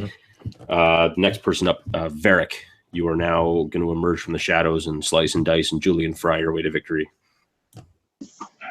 That is the plan. So yeah, basically, as the blaster fire begins to erupt, I'm going to, having been my back pressed against the cover, I'll spin out to my right as I bring my blades up and will charge towards the nearest unlucky individual. And you do see one guy kind of sitting there with a blaster rifle, kind of like poking out, and you see him kind of like take a bead on Celine. Your time as an assassin kind of has trained you for tells, basically. Like you can tell what this guy's thinking in his head, even as the gears are slowly rusty as they are kind of starting to turn. And he begins to kind of raise his blaster rifle up to Celine. You come in and make this roll, make this happen. What would the difficulty be? 2, unless otherwise specify. Like you're just okay. No worries. For the rest of you, this is really going to suck for this one minion. He doesn't even have a name. How sad is that? Oh, terrible tonight. I would say for my advantages, basically, I distract him from shooting Celine. Yeah, as you bring it down, you bring this you bring the sword straight down and almost like begin to like chainsaw as with the vibro sword, like almost begins to chainsaw through this like upended table. He kind of like looks at you, huge eyes, and he doesn't even know what to do. But at that moment, he pulls the trigger, but still pointing at Celine. But it is with a definite disadvantage. Okay, before you make that roll, Mike. Yes. If I can, I'd like to take an out of turn. Are they within short range? Yes. Okay, in which case I'd like to take an out of turn incidental. I'm going to take 2 strain to basically spray ink in the direction of the guy who's about to fire, which will give him an additional setback dice. Nice. I like it. All right, let's go for this. Gotta love this game.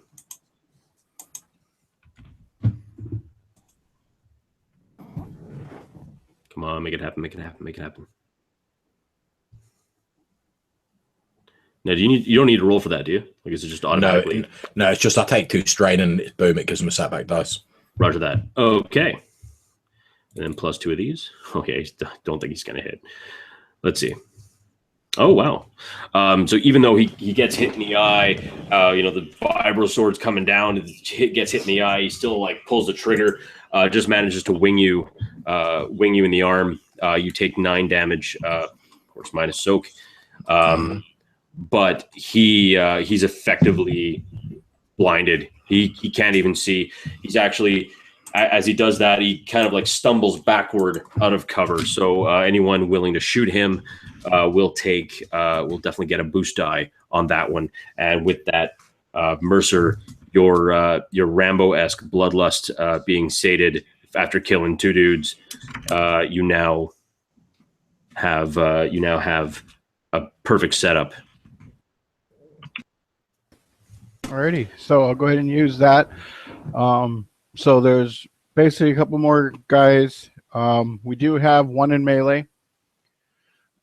So what I'm going to do is I'm actually going to follow Varric and go into melee. And as I'm coming down, I'm going to just jump over the what's left over the couch and basically attack whoever's like right there behind it with my fist, because I'm going to be in melee with Varric. Yes, the fighting wizard casts fist. I love it. So, as you leap up and you leap over the couch, now the individual who just got inked, attempted, stabbed, and he's all messed up. He's actually on the other side of kind of this this general area that you guys are fighting in. However, as you run over, you leap over the couch. Your fist is in the air, coming down. You see the one guy that you killed with your auto fire. He's down and out. But you do see this young Chiss girl.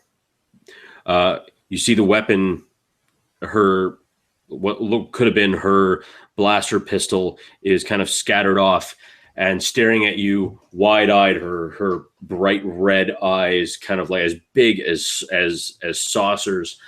She has her hands up like this as you're coming down with your fist. Make an attack. Okay. Now, question is, so her hands are up. Well, her hands are protecting her face because you're about to send a ham-sized fist through it. So, and is there someone behind her? If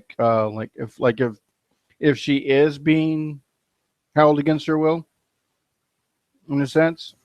So you do see there, like she's there, like kind of holding her hands like this. You do see another Raltiran tiger kind of like situated just behind her, but like behind cover behind her. And he's kind of like, there's some chairs that have been piled up very nicely. And he's got like I guess every time I see a picture of a heavy blaster pistol, it almost looks like you have to hold it by two hands, but he's got basically a heavy blaster pistol. All right. Perfect. What I'm going to do is basically the fist is going to go right over her head, and I'm going to use my shoulder and my arm, basically punching through the chairs, but my whole body weight is just going to keep going. Oh my, yes. Okay, so you're about to send a chair-sized fist through this guy's cranium. Roll me a brawl. Ready? And it'll be now. Okay, so here's a kicker. So I'm thinking it's going to be about either a difficulty. It'll be a difficulty of 2, but because you're trying to punch through a chair tower to knock this guy out, man, only in this game. Swear to God, only in this game you punch through a chair tower. I'm going to add 1. I'm going to flip a dark side because you're doing that. So it'll be 1 red and 1 purple. Okay. Here we go. Knock this guy the hell out, man. Oh, yes. All okay. Right. So how much damage is that? That is actually going to be 3, 4, 5, 6 damage. And, and then, of course, the threat. So that'll be 6 damage of basically body weight and arm going through the chair and hitting him. Okay. As you come in, like it's almost just right over her head too. Just just and she kind of ducks and watches you follow through there and just coming forward, and all basically it's like if you were looking at this guy's vision, all he's seeing is this. And as or at least a gloved hand as it just comes straight through, smashing into it. Now, unfortunately, with your threat, because you're going right through, you follow through and you knock this guy out. You hit him square in the jaw, and his head just kind of snaps back, and you can tell that you've given him a knockout blow. You may not be, a champion boxer, but you kind of know how this works. He's sprawled out, but unfortunately, because you went right through, you're kind of like in the prone position, kind of stuck in some chairs, and it's going to take you at least a round to try and like finagle yourself out of it. That was a hell of a shot. I love that. That was beautiful. Celine, you are now up. Okay, so sort of like clutching my wound where I got hit by the last guy, sort of like looking a bit pale and a bit sort of like sweaty. I'm going to sort of quickly glance down at the computer and then look around, seeing if there's any of those people still remaining. Sure. So looking down at the at your data pad, you see that it is at 82%. Looking across, you can't see the Chiss girl, but you do see the one guy that you paint. So he's basically like staggered, hitting the ground, trying to wipe ink out of his eyes. He can't really do much of anything as he's trying to like wipe this crap off. He's even dropped his weapon. He's just trying to like rub his eyes and get everything out. And Okay, other than so- that, you don't see anyone else. Like you don't see any other threats. Okay, so as this guy's sort of like wiping his face, trying to wipe the ink off, sort of like one of my arms like hanging down, looking like quite sort of like painful from the injury I've taken. So not being able to bring it up to like grasp my heavy blaster pistol firmly with two hands like I've done previously, I put my good arm holding the blaster pistol sort of on the table, bracing it up against the computer terminal to like steady it a little bit. I take like a full aim at this guy since he's pretty static, and then just squeeze the trigger and fire at him. Right on. All right. Difficulty of 2, as per. Knock him out. Yeah. So, I mean, that basically finishes him off. So you go right ahead and, yeah. Yeah, so just as he sort of like cleared the ink off, he sort of stands up, sort of shaking his hands to a few splatters of ink flying off them. He looks up, obviously reaching for his gun, then he just sees the blaster bolt heading towards him, hits him square in the chest, and he just sort of barrels over, sliding in the remnants of the ink, slides a few foot and lies still in the corridor. Nice. I love it. Yeah, and he just as he slides there, his whole body just goes completely limp. You are now out of combat. Varric, unless you want to attack the girl, unless you want to attack this Chiss girl, you're out of combat. She's the last remaining individual that is there. I will keep my main double sword drawn and kind of point it in her direction as I twirl the other one and sheath it, and then I want to move over to Mercer, keeping my eyes on the girl as I reach down and offer him my hand to help him to his feet. Okay. And coming back to the top of the round, it is the tiger's turn. She doesn't do anything. She just kind of like sits on her butt and just kind of like moves away from the weapon, moves away from you guys, just kind of like backing up. That being said, you guys are now out of combat.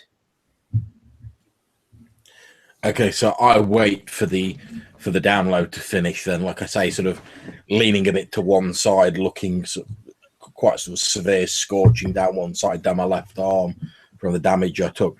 I sort of unplug the data pad when it's finished, tuck it into like my inside jacket, and then still not having seen the Chiss girl myself from where I'm crouched, I start sort of quite painfully and with like a grimace on my face, start sort of staggering towards where I think my companions are, where the sound of them fighting was coming from. Okay. Yeah, once he gets Mercer to his feet, Varric will move, keeping pace with her. He won't move any closer, but if she backs up, he'll keep the same distance between them. And he'll call out to Celine. Celine, you need to get out here. You hear Celine respond, but his voice is like quite sort of like ragged and hoarse and strained. He's obviously in quite a large amount of pain. And he's like, "Yes, I'm coming, Varric." And you can hear as he moves, you can hear the sound of like one of his feet sort of like dragging a little bit as he's sort of like limping towards you guys.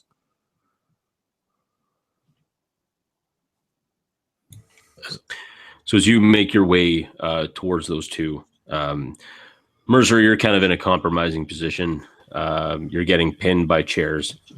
I assume that you're taking Varric's hand. You're kind of like moving all the chairs away, kind of kicking them off to the side.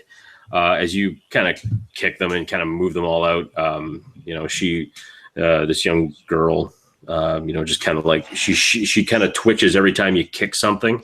And then she just moves further back to a point where she's actually pretty much right at the wall. She can't even go back any further, yet she's still, it seems like her body is still trying to move away from you. Alrighty. Basically, by doing that, I'm going to try to do like kind of a triangulation. So if she's pinned, I'll come further out on one end so that Varric's on one. So if she does try to leave in any which direction, we have her covered, basically in two different directions. So no worries at all. She is, you can definitely tell she's panicked. She's scared, and she is like right flat against the wall. She doesn't want to move. She doesn't even want to breathe. It's almost as if if she could melt into the wall, she could, just to keep anyone from kind of like going near her. She's very panicked. Okay, so as I've sort of stepped into the passageway and I've seen this chest go sort of flattening herself up against the wall, I start sort of like limping towards her as fast as I can, which isn't as fast as I normally would be moving. And as I sort of get level with her, doing my best to sort of hide the pain in my voice, I just hold out I took my gun away as I'm moving, then I hold out my good hand in her direction and just say, "We've come to take you out of here." She looks up at you.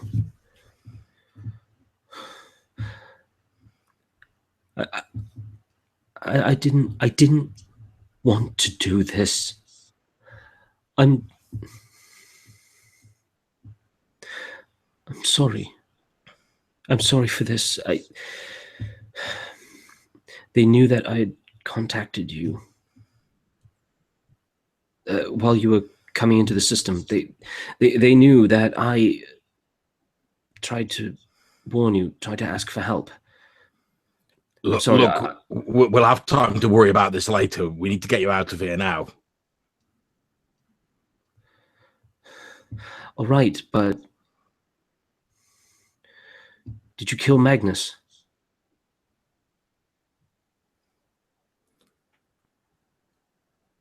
that would be a negative.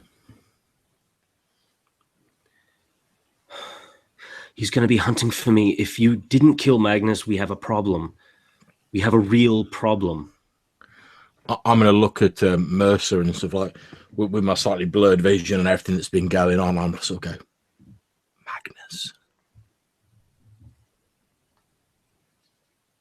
Magnus Sundiver, the leader of the Raltiran Tigers. You didn't take care of him. You didn't kill him. I'm going to reach up to my personal comm link and then sort of like with fairly little emotion in my voice, I'm just going to say, Kojimal, kill Magnus. You hear nothing. That's not good. Varric will hiss under his breath. With his free hand, he'll reach beneath his robes, stabbing Celine in the shoulder with a stim pack, tossing it to the side once it's used up, and begin stalking back into the direction of towards the elevator. Well, look, we've got the girl. I say we follow Varric's example. We head down, we pick up Kojimal, kill Magnus, and get the hell out of here. Kojimal's not down there. He's got him. Where is he? And I'm looking at the chest. Lead us to where this Magnus would be. He's definitely not down. Well, he'll be at the top. Also with that Agent 74, something like that. Strange. Come on. Let's take the actual elevator. He's going to pay for taking Kojimal. Well, regardless, come on, let's hurry up. Hang on a moment, one moment. And you see her walk towards a computer terminal.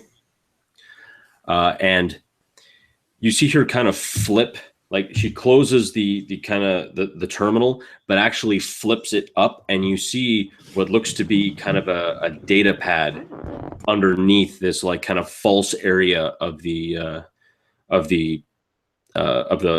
whole like terminal itself. So the terminal is actually hollow.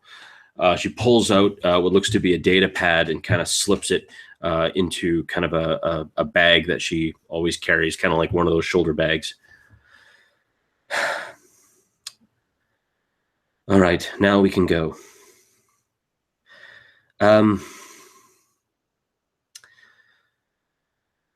Before we go, just know this. Magnus is not someone to be trusted. I know you're probably angry about the whole I'm a poor old man thing, but understand that it's what he does. He's very good at it. And there's a reason why he's the leader of the Raltiran Tigers, not just another grunt like the rest of them. He's smart, he's cunning, he's dangerous. But he'll very soon be dead. Well, we'll see about that. All right, well, come on, let's go. And she begins to go. You guys go through kind of, instead of going like right out through the door, she leads you in an opposite direction to the main central elevator. Now, she pulls out the data pad and you see her start punching stuff in, and you hear the elevator. It helps when you have the keys to the entire building. Come on then. And she walks you guys into the elevator car. She looks at the three of you. Are we going to come save your friend or what? Yeah, I'll be getting into the elevator pretty much straight after. I'm fully in agreement with what Mercer said about making him pay for taking care of Jamal.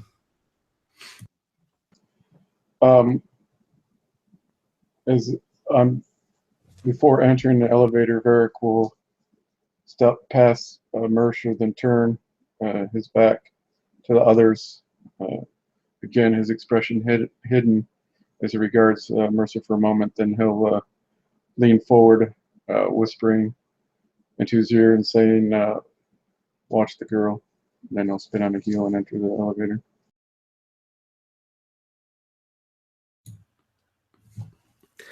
I don't know. There is nothing more fun than putting paranoia into players. I tell you. So the rest of you go into the elevator, I assume. That would be correct. Okay. So you see her hitting some more buttons on her data pad. Doors close, and what you do notice in the corner of one of the elevators is a camera. And you see like a light designated the camera's on, but then she looks at the camera and no, they're not going to see us coming. And she kind of like just taps on some of the keys, and the light goes out, and the camera just kind of like limps, like just hangs limply. All right, so I have an idea. It's foolish, but it just might work. I'm thinking we take this elevator right to the floor below. If we can sneak out and move quietly, we can go to the stairwell, go straight up to the first floor, sneak into the first floor, and no one will be none the wiser. We can sneak right on, take them unawares. Do you like that, or? Do you have any idea where the troops are located on these floors? Well, most of the troops are in and around the 700 to 900 floor. They all stay there, and they live there, families and whatnot. When we get up to the second floor is where the anti-ship batteries are. Skiffs or any security forces generally are met with the tail end of a turbo laser battery or two. Skiffs, you say? And for the first time in a long time, you see like a slight sort of like smile on Celine's face. Well, yes. If anyone was foolish enough to try and come here, now it would take me a little while. I could disable them. Were you thinking of something? Well, I'm thinking that once we've done what we need to do, we need to get out of here pretty quickly, and skiffs are pretty damn quick. Well, that's understandable. On the very top floor, Magnus usually keeps his own personal shuttle up there. He likes to fly around in style, as he says. But if we can do that, if we can take them out, we can jump into his personal shuttle and get the hell out.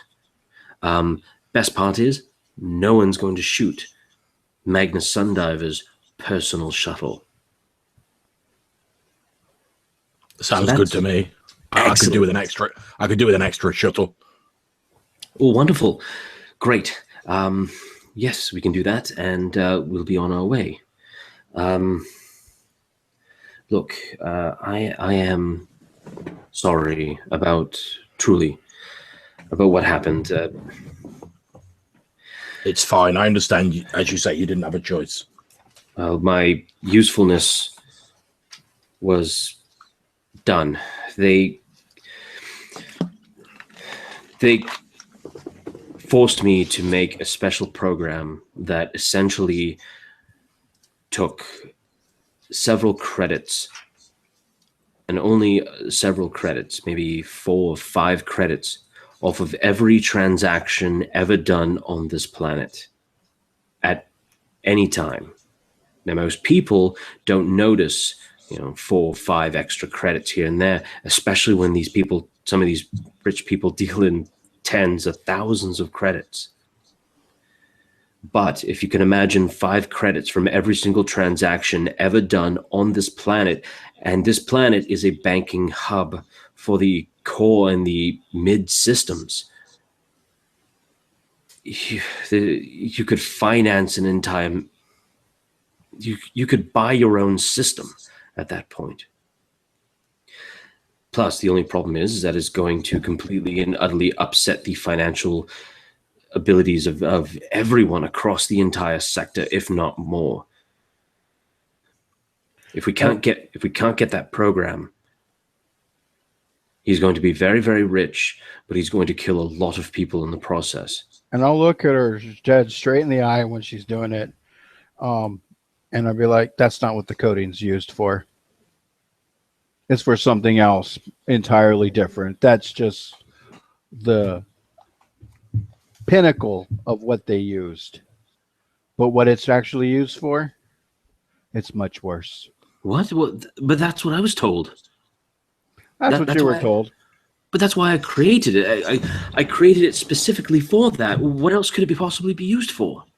And I'll look at the other two, and just basically I'll stay in silence and just nod. The slow nod. Right. Well, I can nod my head too, but I don't know what you're talking about.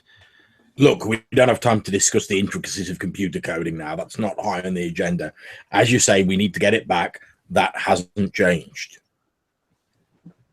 So let's just get it back, deal with Sundiver, and let's get the hell out of here.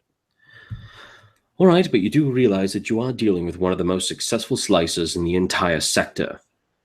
My name is Dark Sun. There's a reason why I've been kept alive for so bloody long. Anyway, yes, let's go. Just give me a second. I'll slice into the automated sentries and everything else, switch everything off. After all, I'd rather not be fighting programs on my way up. So the elevator is going up. As it goes up, it stops on the second floor, but the doors don't open. She looks at you. Okay, now listen. This is what's going to happen. I'll open these doors. I don't have a camera on this one like Magnus did in his secret lift areas. It's not very secret at all. I mean, how hard is it to hack into a bloody schematics? Anyway, I don't know what's going to happen as soon as we open these doors. So do be careful. I can probably help with that. I'm gonna put my hand on the door and I'm gonna try and use my foresee power again. All right. Make me a roll. That'll do. Interesting. So, I'm putting my hand on the door. I'm focusing on like the area beyond the door and thinking about Sundiver, trying to focus it in that way. I'm just going to sort of squeeze my eyes shut and concentrate as I put my hand on the door. I'm just trying to sort of feel beyond the metal there. And this object of your search, this object of your visions that has been plaguing you for the longest time. I mean, how many sessions? Seriously. You begin to close your eyes and you begin to feel this sense of peace, this sense of calmness as you put your hand to the door. There's no rage, there's no anger. There just is. And as you kind of like tilt your head back and you close your eyes, you begin to look, see beyond. It's like your vision like goes through the door and out into the corridor. You begin to see only like very large hallways, like extremely wide. There appears to be only 4 or 5 doors that apparently lead into rooms. Other than that, it's this huge, beautiful main foyer. It's got like a garden. It has like this beautiful fountain that is very like meticulously maintained. It's very, very beautiful. You see just kind of like fish swimming in this pond. This very serene, very quiet. It's almost like there's this music that is just like a gentle lilt that is just like going through in this very quiet area. The carpeting is this lush, rich, deep kind of a seafoam green, going around into these 4 like beautiful doors that are made of actual wood, which seems to be shocking in its own right. But you also see 2 individuals kind of walking. These individuals seem to be just standard Raltiran tigers from what you've seen. They are wearing the same necklace of these Raltiran tiger teeth, but you only see 1 or 2 teeth kind of hanging off of this leather thong. Okay, so I'll be holding on to the thought of Magnus Sundiver, trying to sort of home in on him, and as I'm seeing this in my vision, I'll be describing out loud to the rest of you guys sort of like the route that my vision's taking through this building. And I'll be trying to focus on Magnus, or if that doesn't seem to work, I'll then switch to focusing on Kojima. So as you kind of try and focus in on Kojamal, you're kind of like almost like your whole body is shot upwards. You're going through the floor up into this massive, expansive room that is encompassing the entire floor.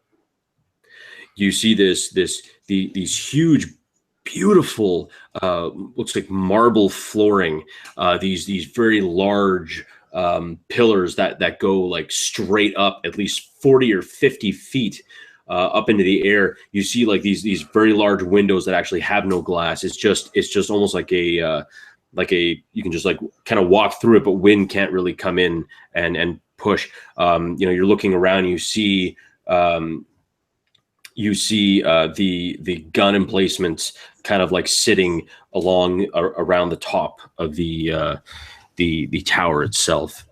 You also see a battered and bruised Kojamal. He's sitting kind of on the floor, leaning up against a pillar. His breathing is heavy. He's leaning back. His eyes are like half open. So as I'm describing this to you guys, I'll be like, 1 floor up. It's a huge floor, just 1 room. Kojimal's there. He's badly beaten, but I think he's still breathing. You hear a voice near Kojamal. Well, boy, Looks like you're going to have company soon enough. But we'll see. We will definitely see if you can beat the combined efforts of the Tigers and Unit 88. It's been nice knowing you, boy. Look forward to seeing your squiddy friend and the other two. Their teeth will join this. And you don't see it, but you hear the rattling of bone. Best of luck, because you'll need it. I'll relay that sort of word for word to the rest of the guys as I'm sort of concentrating on the vision. Okay. He knows we're coming. So after that, you hear another voice. Don't patronize him. Trust me. We'll have someone to deal with them soon enough. And your vision ends. Begins to kind of pull out from it, and you're back in the elevator. I'll look around to make sure they heard everything I was saying. Then I'll say, it doesn't look as though a direct frontal assault's going to gain as much. They already know we're on our way.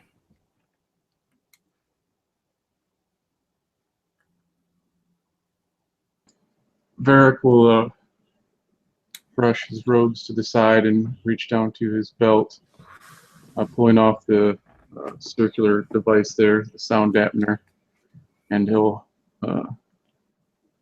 hold that out to Mercer. Mechanically, what that does is when you're like trying to hide in stealth, it gives whoever's trying to detect him 2 setback. And then he'll draw his blades and look to the girl and say, "Open the doors." As you're sort of looking at the gun and saying, "Opening the doors," I smile slightly and I say, although I do have a little something that Kojimal gave me earlier, and I'm going to take out of my belt the single frag grenade that I took off Kojimal earlier in the game, and I just sort of hold it up so those guys can see it. I was thinking at the time that I needed to rescue the young lady here, but well, we managed without it, and since they've gone to all the trouble of kidnapping Kojimal, it would seem a shame not to send one of his friends to say hello to them, and I'll sort of like hold up the frag grenade. Nice. I love it. Okay, so you got a frag grenade prepped and ready. You're about to go like full American Ninja on whatever's about to be near that door. Mercer, how are you getting ready? Basically, when he does it, he gives it to me.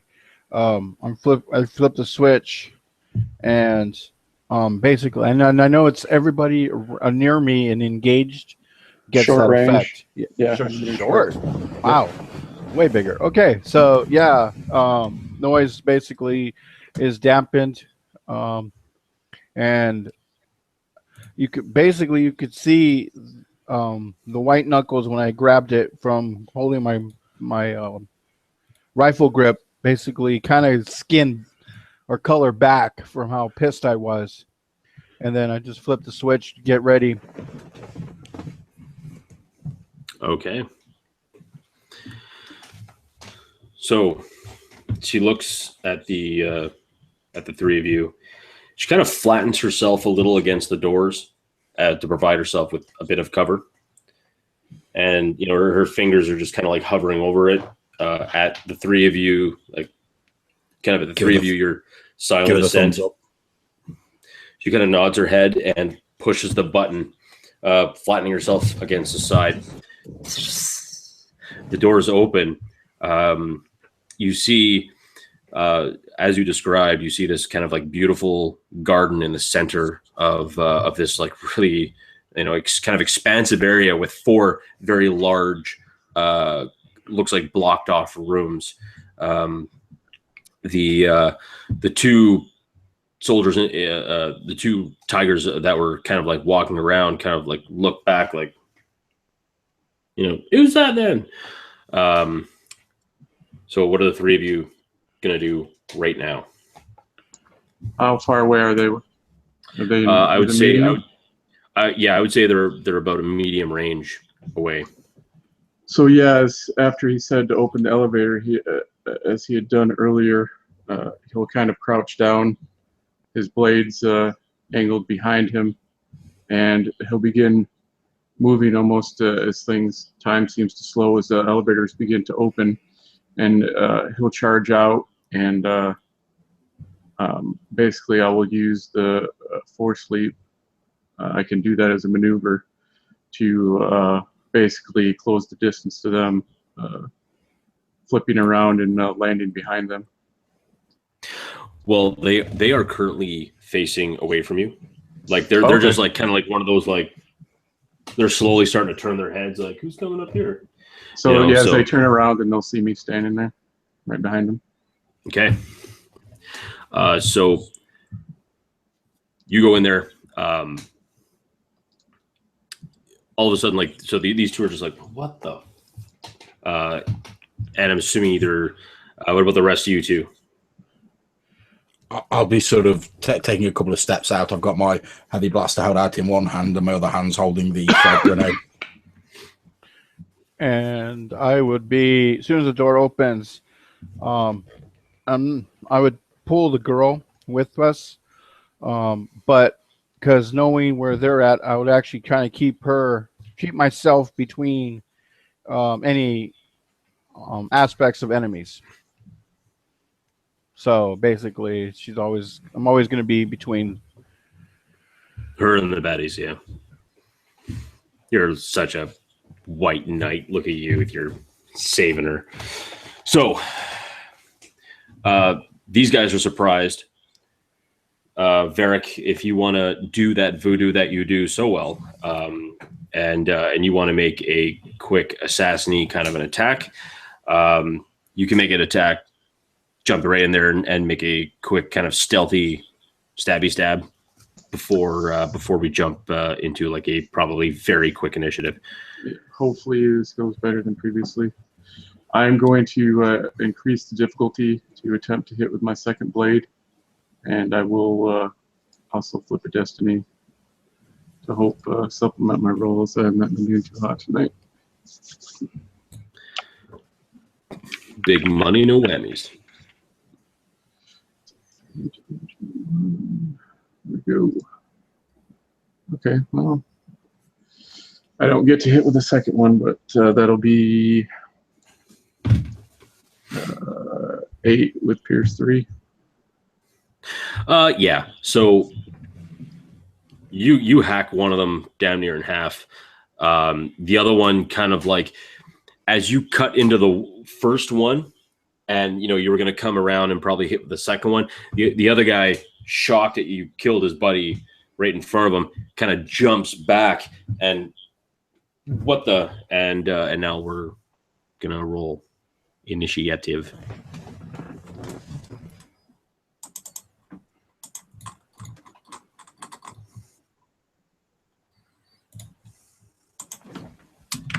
Seriously? He's like one schmo. Whatever, he's a good schmo. Well, it's that whole fight or fright response. Apparently. Kicked in. Apparently. So as he backs up, he's just going to try and take a wild shot at you.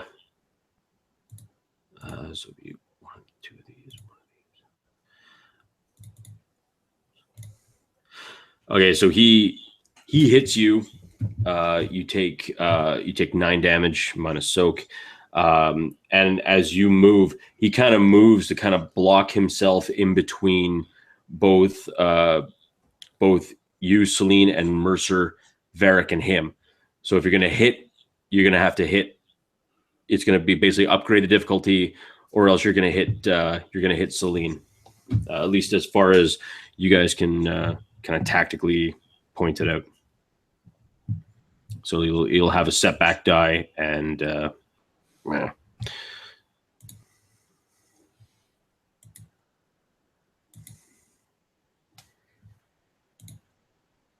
So next up is going to be Mercer. All right. 2 success. What is Dark Sun actually wearing? What kind of clothing? Looks like she's wearing padded clothing. Like pants, boots, kind of like a half jacket. It kind of comes to her midriff. She's wearing kind of like a t-shirt, and it's all short sleeved. She's also got like some gloves on, and yeah, that's pretty much about it. All right. What about weaponry? She does. Sorry, she does have. She did pick up her blaster pistol. It's a light blaster pistol, but she does have that. All right. I'm going to disarm her and actually take the blaster pistol and use that as my primary weapon as we move out of there. So basically, as I'm pulling her out, grabbing her kind of close, kind of seeing this weapon, I'm going to go ahead and just take it away from her, and then move towards wherever she says, like going this way or whatever, just to get to the doors. Those two can handle that little skirmish that's going on right there. As you pull the sidearm off her, she's like, "What do you?" So as you start moving, you're kind of pulling her along. She's like, "I can move under my own. Stop! Will you stop it?" And she's got like kind of her data pad. She's like trying to hold on as you're like kind of pulling her along. No, that way. And she kind of points to like one door that doesn't seem all like the others. And it seemed to lead to a stairwell. Next up is Varric.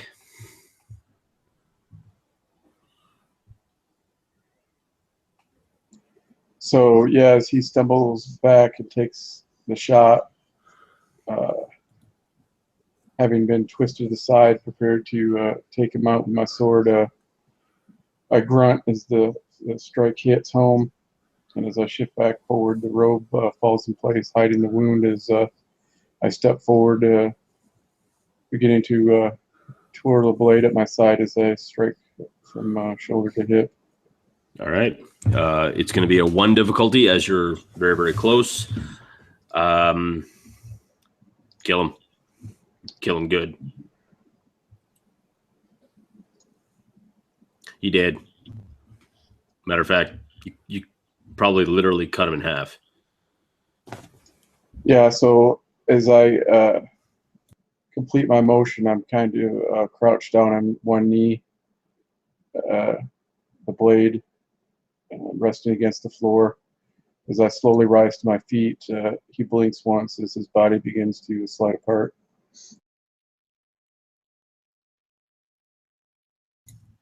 Naturally. So yeah, he tumbles to the ground in an extremely gory, bloody mess all over the place. You are now out of combat. I am only going to assume that both Celine and Varric, you guys are going to be following Mercer post haste. Yep. Okay, so you make it up. You make it up to the stairwell. Opening up the door, stairwell's empty, but you only see one more set of stairs up to a riser before there's one door, and that's it. Let's go. Yep, and basically I would be taking it slower backwards again. This time with the little one-hander, and basically watching any type of movements, walking backwards up. And it most certainly looks like a child's toy in your hands, this tiny little blaster pistol. As you walk up the stairs, and it's only one flight of stairs, it's only just one set of stairs, not like it doesn't curve around itself. As you walk up to it, it's one door. I assume you guys are going to open the door. I'm not going to presume. I just wanted to add real quick as Celine turns to move after Mercer, and the girl, Varric, begins to move as well. And he'll kind of wince in pain as he falls to a knee and pulling the rope to the side to see the grievous wound. He'll grit his teeth beneath his mask as he reaches beneath his robe, pulling out a stim pack stabbing it into his belly, and then he'll force himself to his feet and follow after. Roger that. Regain 5 wounds. And as you begin to like stand and kind of stumble forward, you reach the door. Will you attempt to open it? I'm going to sort of, just before the door's open, I'm going to get myself behind it, ready with the grenade, and then give the thumbs up for the door to be opened. And I'll kind of like look, and from hand gesture, hand movements, kind of like with Celine. Where is Coach Jamal? Again, using the hand gestures that we've sort of been developing as a group, I'm going to sort of give you a rough indication of how far in his approximate positioning based on my vision. Yeah, and with that approximation, you're thinking he's kind of in the middle of the room, but kind of like not quite, kind of more on the opposite side than the way you're going to be entering. Alrighty. Give the thumbs up to open the door. Okay. Try to open the door. It's locked. Yeah, I'm looking at Docs, and if anyone can open a locked door. She has the keys. Well, I'll open it, but can you please let go of me? And I'll kind of like let her go. Thank you. And my sidearm? In time. Oh, really? Do you expect me to just waltz into a place where 2 dangerous individuals have plenty of weapons and are going to kill us all? You have 3 weapons here. You're good. Oh, no. That's cute and all. And I've seen plenty of dashing rebel heroes go in and try to take this man out. And you know what? There's more than just Roltiran tiger teeth on that leather thong of his. It's also bones, human. And I'll look at Celine for, basically what he's thinking, what he suggests. I'll just look at the gun and look at her and then nod. All right, and I'll basically flip the gun around, so I'm basically handing her the handle. Basically the handle, but basically, and then the barrel says away from all of us. Understood. You hand it to her, and she grabs it and just kind of puts it back into her kind of a holster. It just makes me feel more comfortable. Sure, it's small, but it still works. Jumps onto her data pad. Kind of begins to. They change the code. Just. Okay, here we go. Are you all ready? Nod.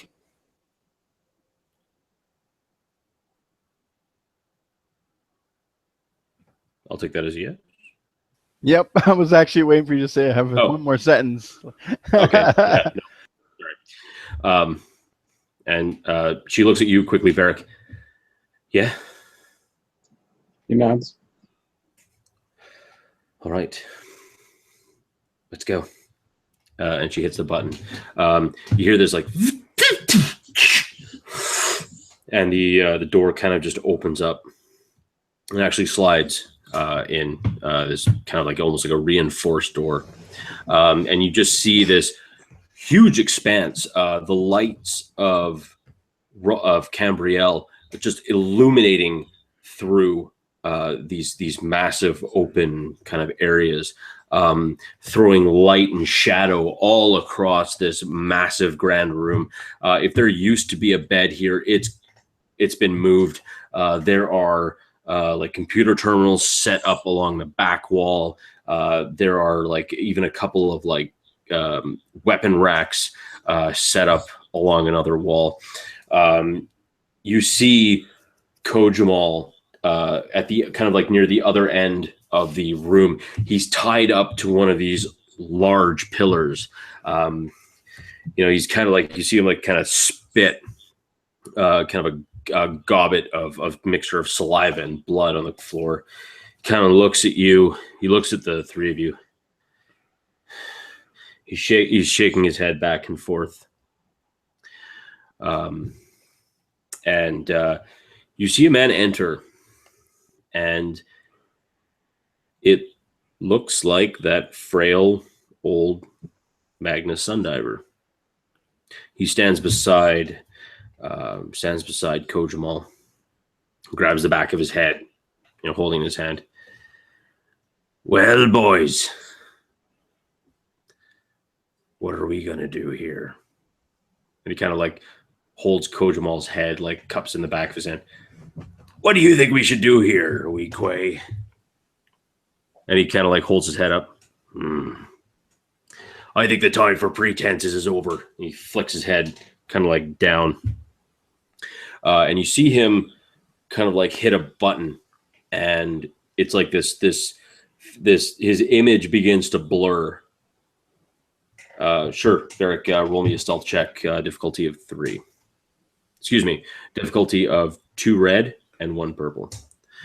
So whilst he's doing that, I'm going to sort of like being like fairly perceptive. I'm going to look around the room and see if there's any signs of any of these like skiffs or vehicles they talked about in here. Yeah, and you know what? To be honest, it doesn't even take you much. You see like a specific landing. Looks like a central kind of a landing pad that does have this, what looks to be only be like the limousines of skiffs or limousines of personal shuttles. It's very, very nice. Nice matte black, probably gull-wing doors, very, very pretty. Probably cost an arm and a leg too. And it's just sitting on the pad itself.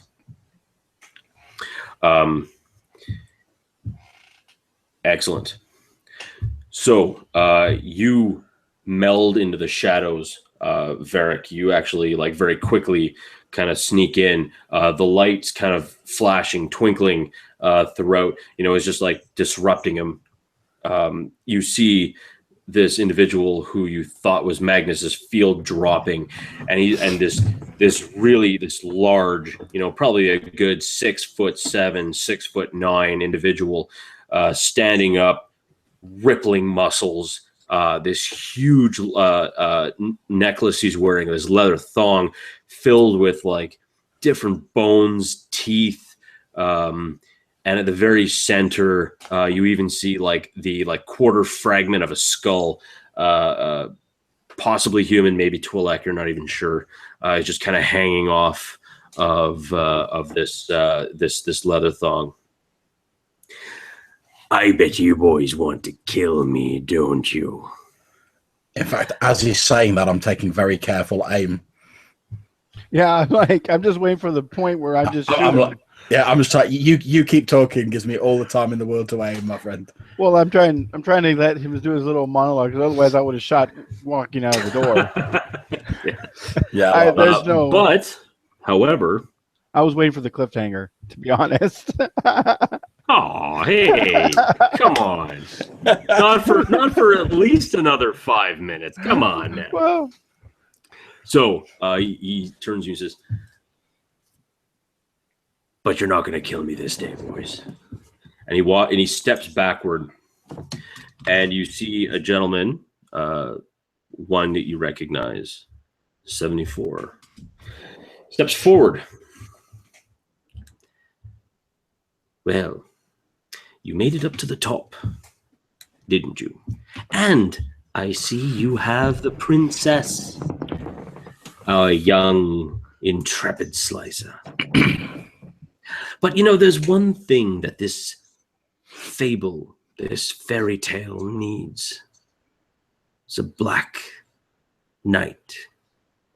Wouldn't you agree, gentlemen?